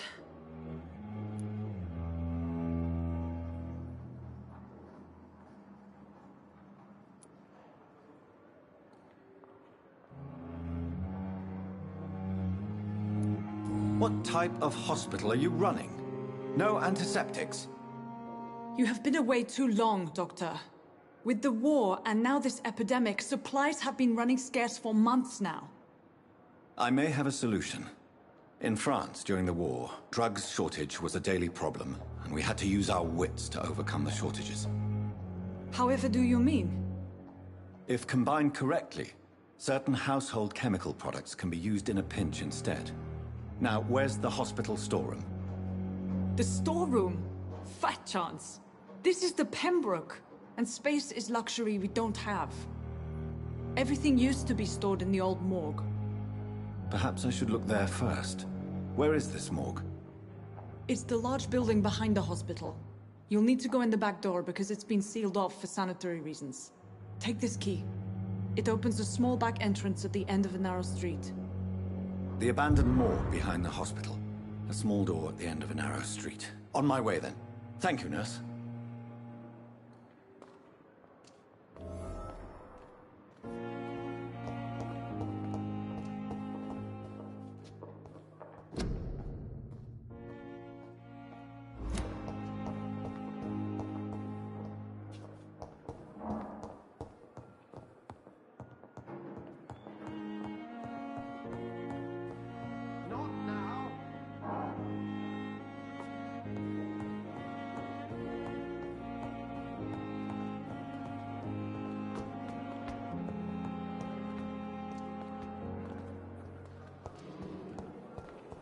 Giant morgue disguised as a hospital. That's Pembroke nowadays. Fear and disgust on every street corner.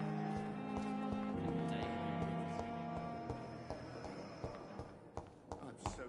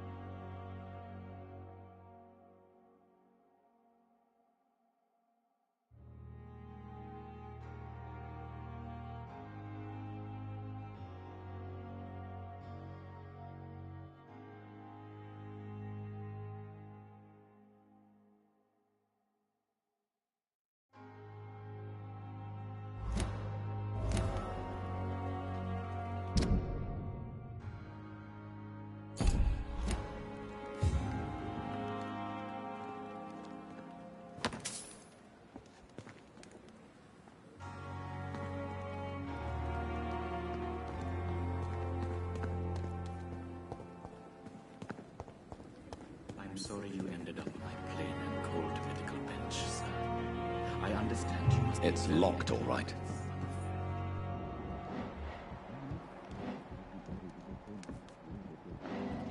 I hoped that might help.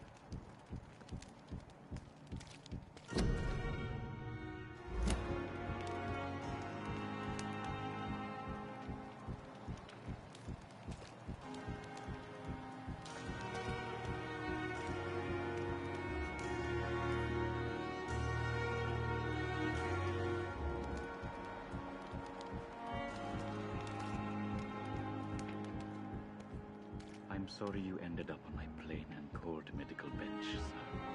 I understand you must be very angry about this unfair situation. I managed to arrange to have you buried in the same mass grave as your wife. I hope that might help.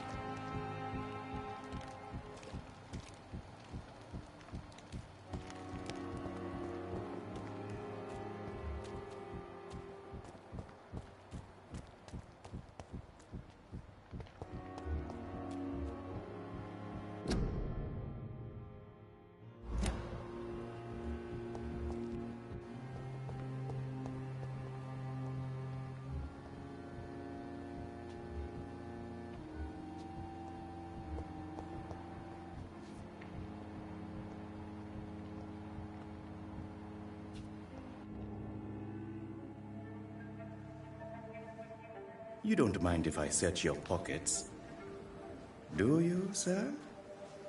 You won't need any of these anyway. I'm not stealing from you, mister. I'm only redistributing your belongings to people who need them more than you.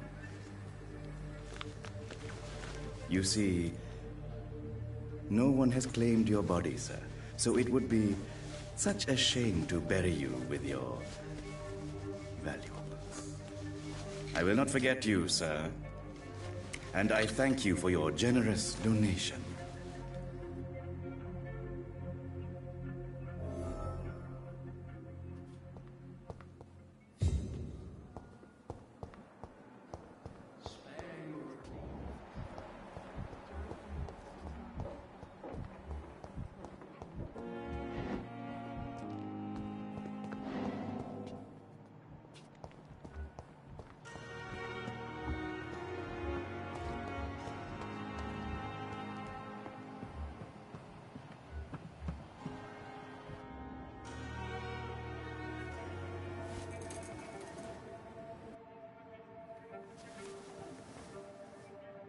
How can I be sure I'll not find your unconscious body in the house again? I promise you, you'll not find my unconscious body. For God's sake, how can you say such a thing? How can you refuse to listen? I tried to warn you for so long. No, I won't let my only son die. You promised me you'll stay alive. Your son lied to you, like the whole world lies to us.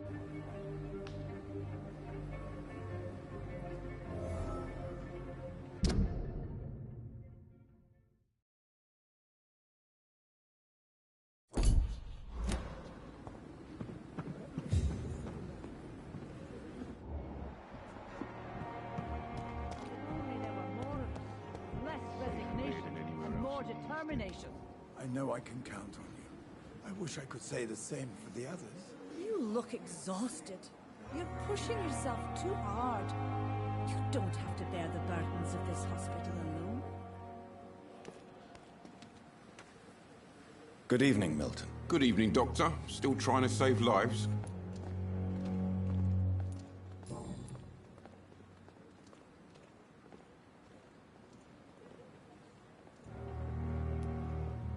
Do you know that Nurse Hawkins is thinking of leaving the hospital? That's not a surprise.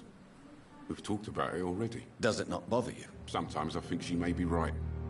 We should run away while we can. Question is, where can we go? Where is it safe? Tell me why you're extorting money from some of the patients here. If a patient wants a bed, he'll have to pay me a little fee. That's all. Where did you get the idea for such an immoral scam? Funny you should ask. The first time it was from a patient who bribed me to get a bed. It's only then I realized I could make a fortune.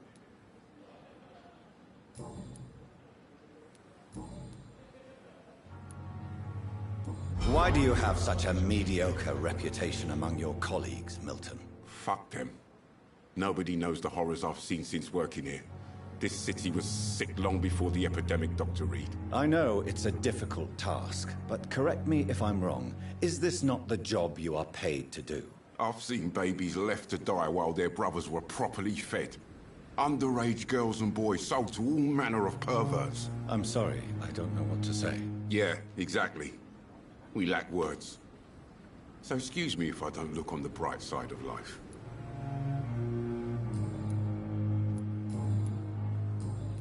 Goodbye, Milton.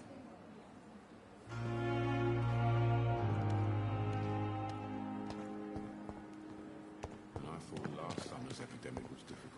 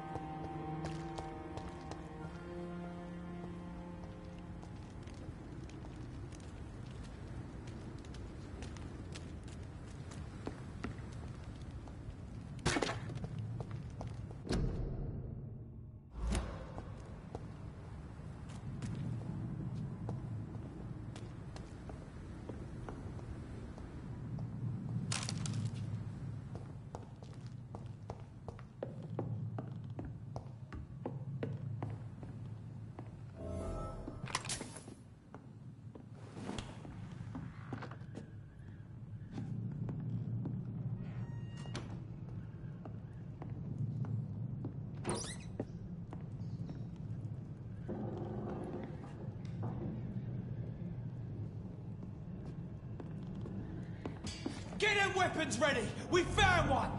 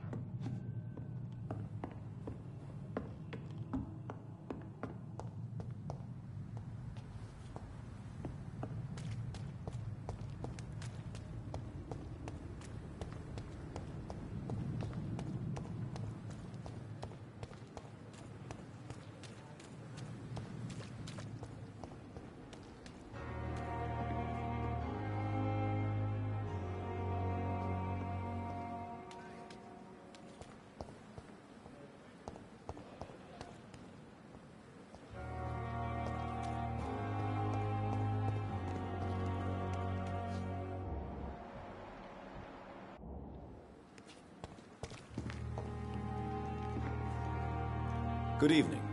I'm Dr. Reed. Always a pleasure to meet a colleague, sir. Especially when he was supposedly dead. A colleague? Are you a doctor too? Not anymore, sir. I used to be Dr. Rakesh Chadana. Now, I'm just Mr. Chadana, pawnbroker and humble guardian of this morgue. What do you mean, you used to be a doctor? Was your license revoked? No, sir. It is just that I like to be precise. I run a little pawn shop while taking care of the dead. But I used to be a real doctor.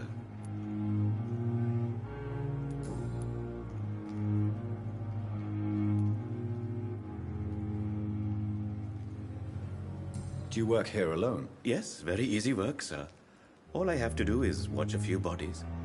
The situation was very different when the main morgue was still open.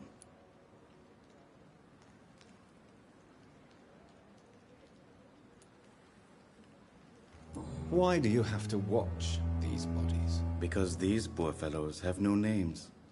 We keep them in case someone comes looking for the missing. Sadly, very rarely happens. Why close the hospital's main morgue? It was for sanitary reasons after the beginning of the epidemic. Cadavers had to be moved to the nearest mass grave.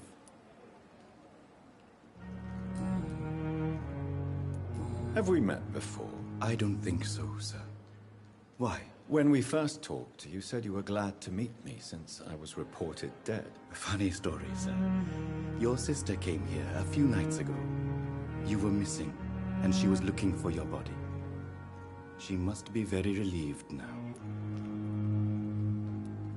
Are you afraid or uneasy being surrounded by so many corpses? Why should I?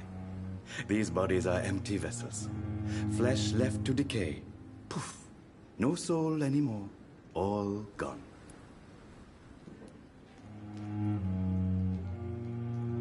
An interesting point of view.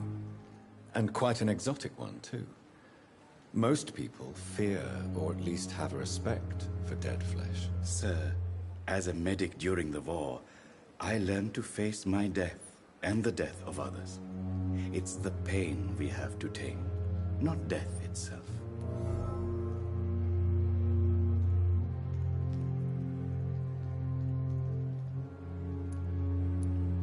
How did you get this job? After I left the army, I worked as an undertaker down by the docks. A dangerous place with many an unpleasant business there. Milton Hooks helped me get a job here.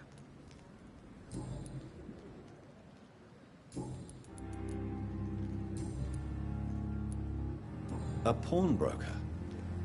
I expect you get all types of people here. Yes, sir. All kind of people.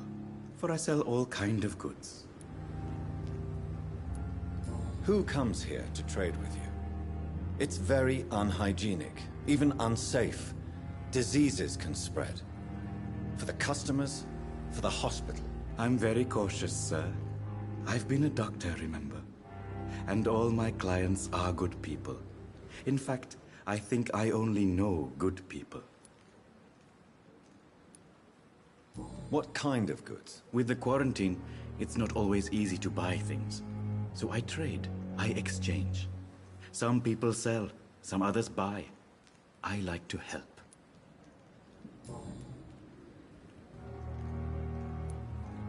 Since you're not afraid of dying, do you believe in life after death, Rakesh? No. I believe we must do all the good we can while alive. For our time is short, and the obstacles are endless. Do you think you would enjoy immortality as a concept? I don't think so. Don't mistake me. I love life, and I'd like to live a long life.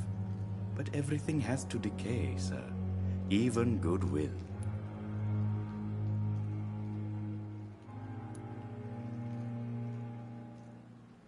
Do you really believe goodwill cannot last? As I said, sir, everything decays. If I was to never die, goodness, I would be bored or worse. And I like to be helpful, sir. Quite depressing, wouldn't you say? Yes, but the good news is, we'll all die before losing our humanity, sir. So you're ready to die? No, I'm not. I don't fear death, for I won't see it. What troubles me is the pain my death will inflict to those I know. You're a wise man, Mr. Chidana. No, Dr. Reed. I am a foolish man. But I like to think otherwise.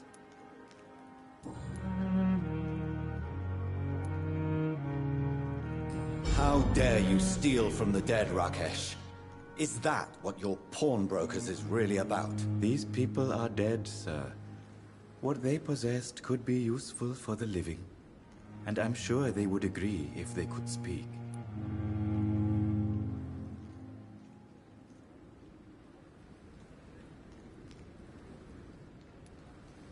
Whatever your motives, you're making money by stealing from the dead. Dr. Swansea should be informed. No offense, sir. But Dr. Swansea is one of my customers. As I told you, I like to help people. And everybody needs help from time to time. Please show me what you have to sell. Of course. It's just trinkets and curios, really.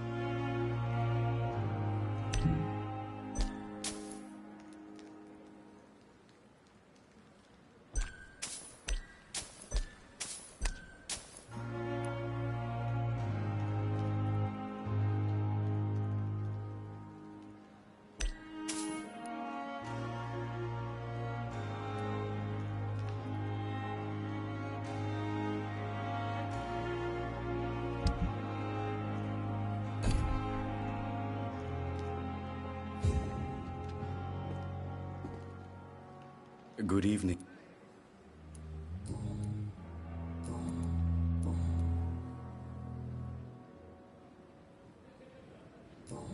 Goodbye, Mr. Chidana.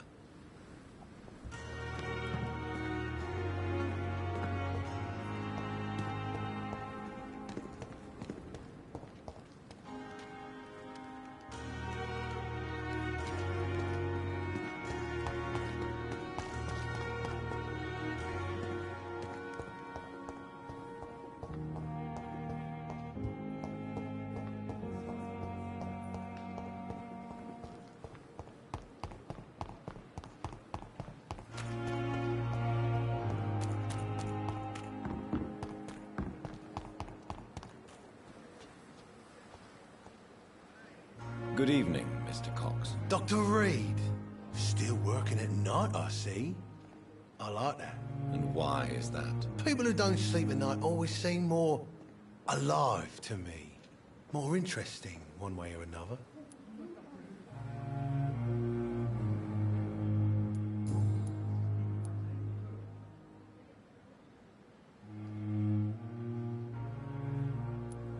How is your hospitalization going, Mr. Cox? This is a shitty place with shitty staff. But as long as I'm treated all right, I'll be fine. What's wrong with the Pembroke staff? That bastard you sent to bring me here, Milton. I thought he was going to break all my bones before I reached my bed. I see. Any other smart comments? The nurses aren't too ugly. Especially that foxy one, Nurse Crane. Pretty brunette, tough attitude, all like that. What's wrong with the hospital? Come on, Dr. Reed. The place is a dump. Smelly, sad, and dirty. But you're alive thanks to the efforts and dedication of the staff here, aren't you? What are you expecting, a medal? I thought that saving lives was just part of the job. Must be an unsatisfactory profession at this time, I'm sure.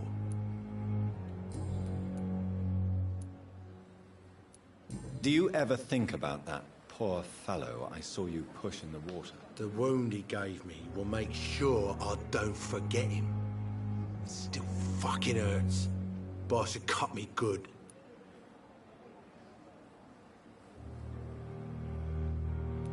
That man was determined to murder you. You almost died. What a surprise. The first time I met him, he nearly shit himself. Fucking coward. I guess revenge gives you balls. What did he want? Revenge? I recently had to kill his brother. Poor arsehole thought it would be easy to return the favour.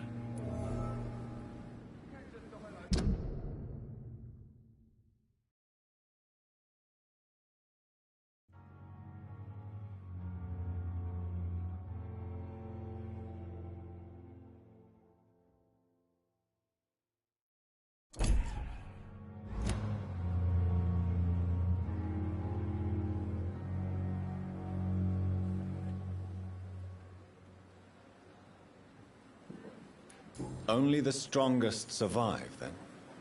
Survival at all costs. Is that all you think about? I'm the toughest bastard you'll ever meet, Dr. Reed. And I don't give a fuck what you think of me.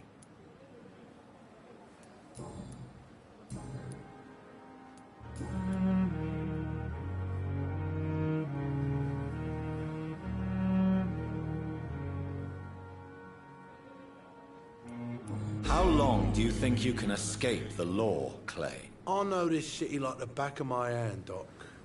I know its streets, who to pay, who to avoid, and who to bully.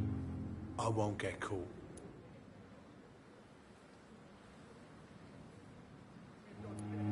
We can't escape the consequences of our actions. The past catches up with us in the end. I ain't afraid of death. I don't hide who I am. I live my life honestly, which is more than I could say for most folks. And who are you, then? I'm the leader of the Wet Boot Boys. One day, I'll leave this shitty place and punch in the face all who thought I would not come back.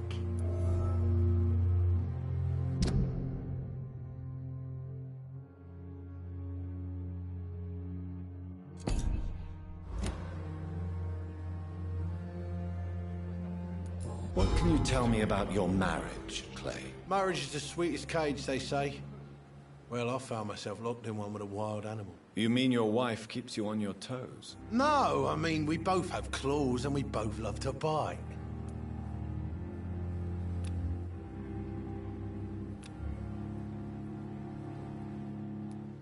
Am I right to assume your wife's letter pissed you off, Clay?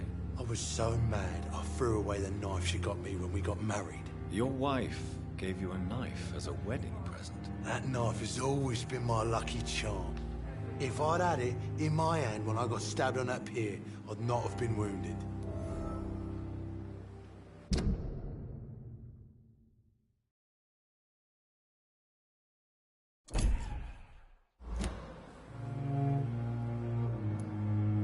A lucky charm?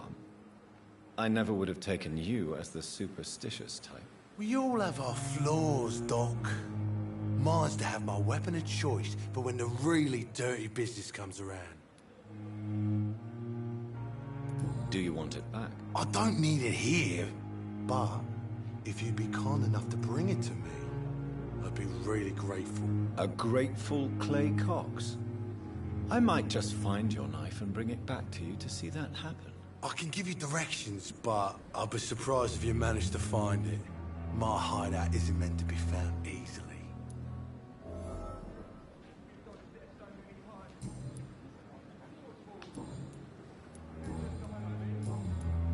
I'll leave you for now, Mr. Cox.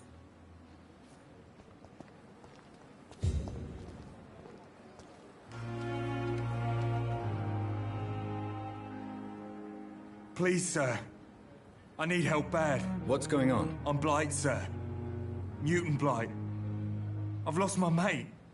Can't find him anywhere. I'm Dr. Jonathan Reed from the Pembroke Hospital. Please, calm down and give me more details. Oswald and myself were both infantry, sir. We were en route for the hospital, but... well, we had a disagreement. And Oswald ran off towards the canal. How long have you been searching for him? I can't go there. Too many rats by the water. Fucking rats. Can't stand them since the war, sir. Can't stand them at all. Don't be ashamed, Mr. Blight. Many soldiers who survived the trenches suffer from musophobia. I'll see what I can do for your friend.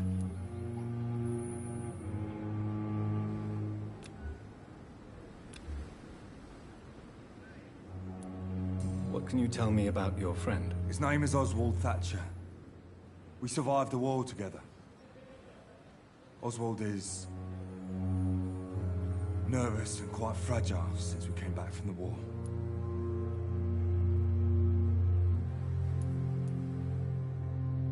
Where was your friend the last time you saw him? He went down by the canal. He didn't want to go to the hospital.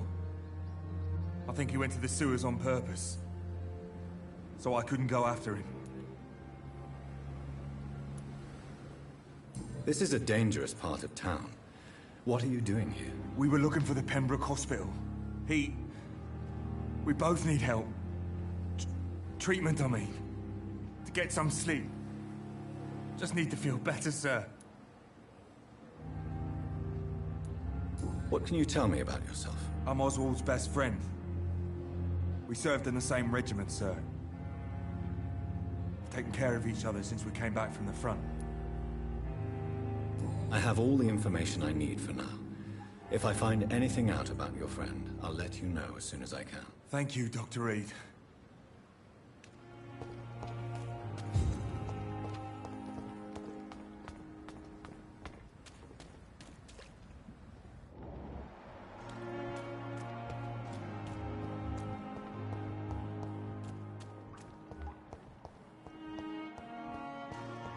It's locked, all right.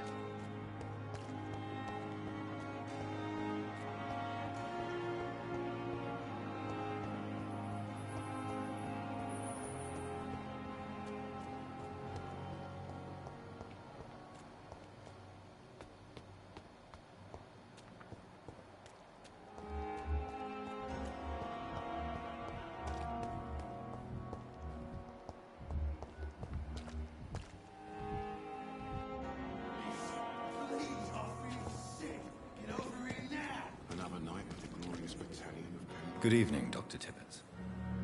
Dr. Reed, any good news to share?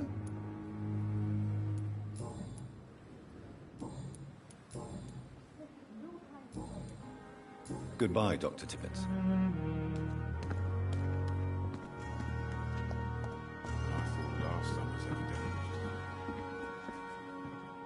Good evening. Goodbye, nurse.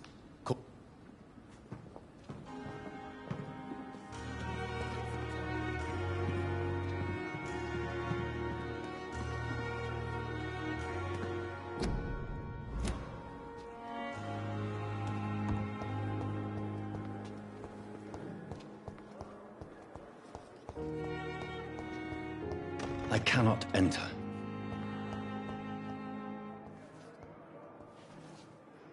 Good evening, Nurse Hawkins. Good evening, Dr. Reed.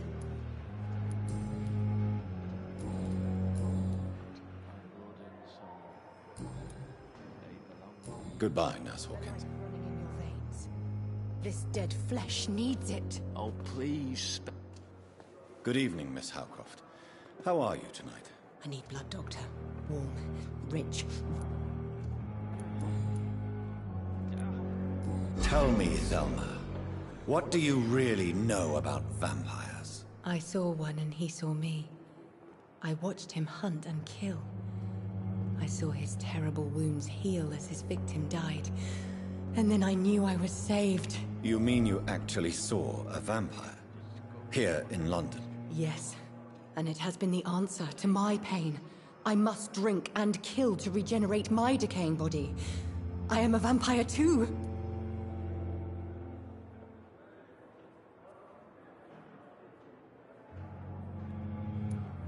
You have no idea what problems your claim could cause if heard by the wrong people, Miss Howcroft. You must stop this nonsense now. Why fear the truth? Strange things live in the dark, Dr. Reed. Strange and ancient beings that were here before this island even had a name. Tell me, Thelma, why do you feel so attached to Mr. Elwood? Why him? I'm not sure, Doctor. I think we have a bond of some sort. We've both suffered so much. He's the only mortal I find interesting.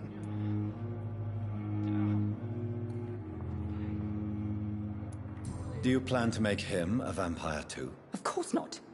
How could I inflict my curse on anybody else? I'm not that cruel, Doctor. Would you say you and Mr. Elwood are romantically involved? No. No, Thomas is a delicate soul. Even though he disguises it. But I am not the woman he needs. No, for I am a vampire, Doctor.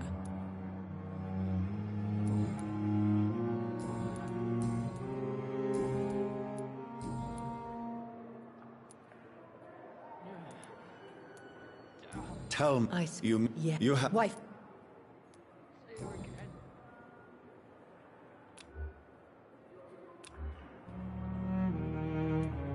I'll leave you, Mistress of the Dark, to your nocturnal activities.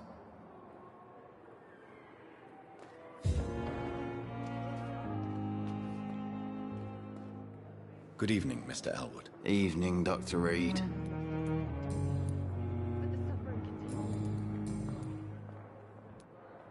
Why do you feel responsible for the injury, Thomas? What really happened? I wasn't disfigured by any German shells. It happened during my leave. It was an accident.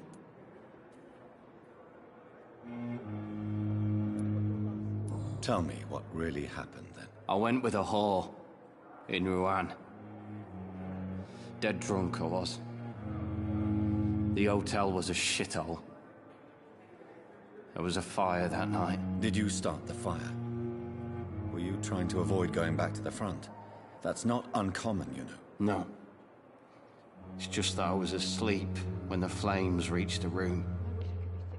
The girl was long gone. Bitch never woke me up. Left me to burn.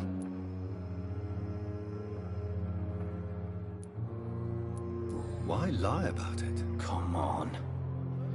It's one thing to come back disfigured by the Germans, and it's another to get injured in an accident that could have happened to anybody.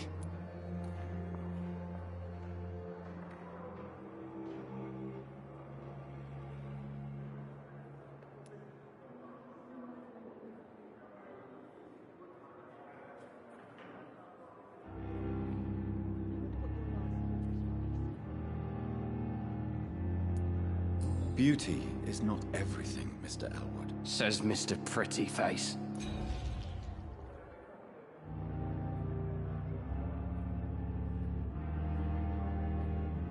Tell me what really happened. I went with a... Did you stop? No.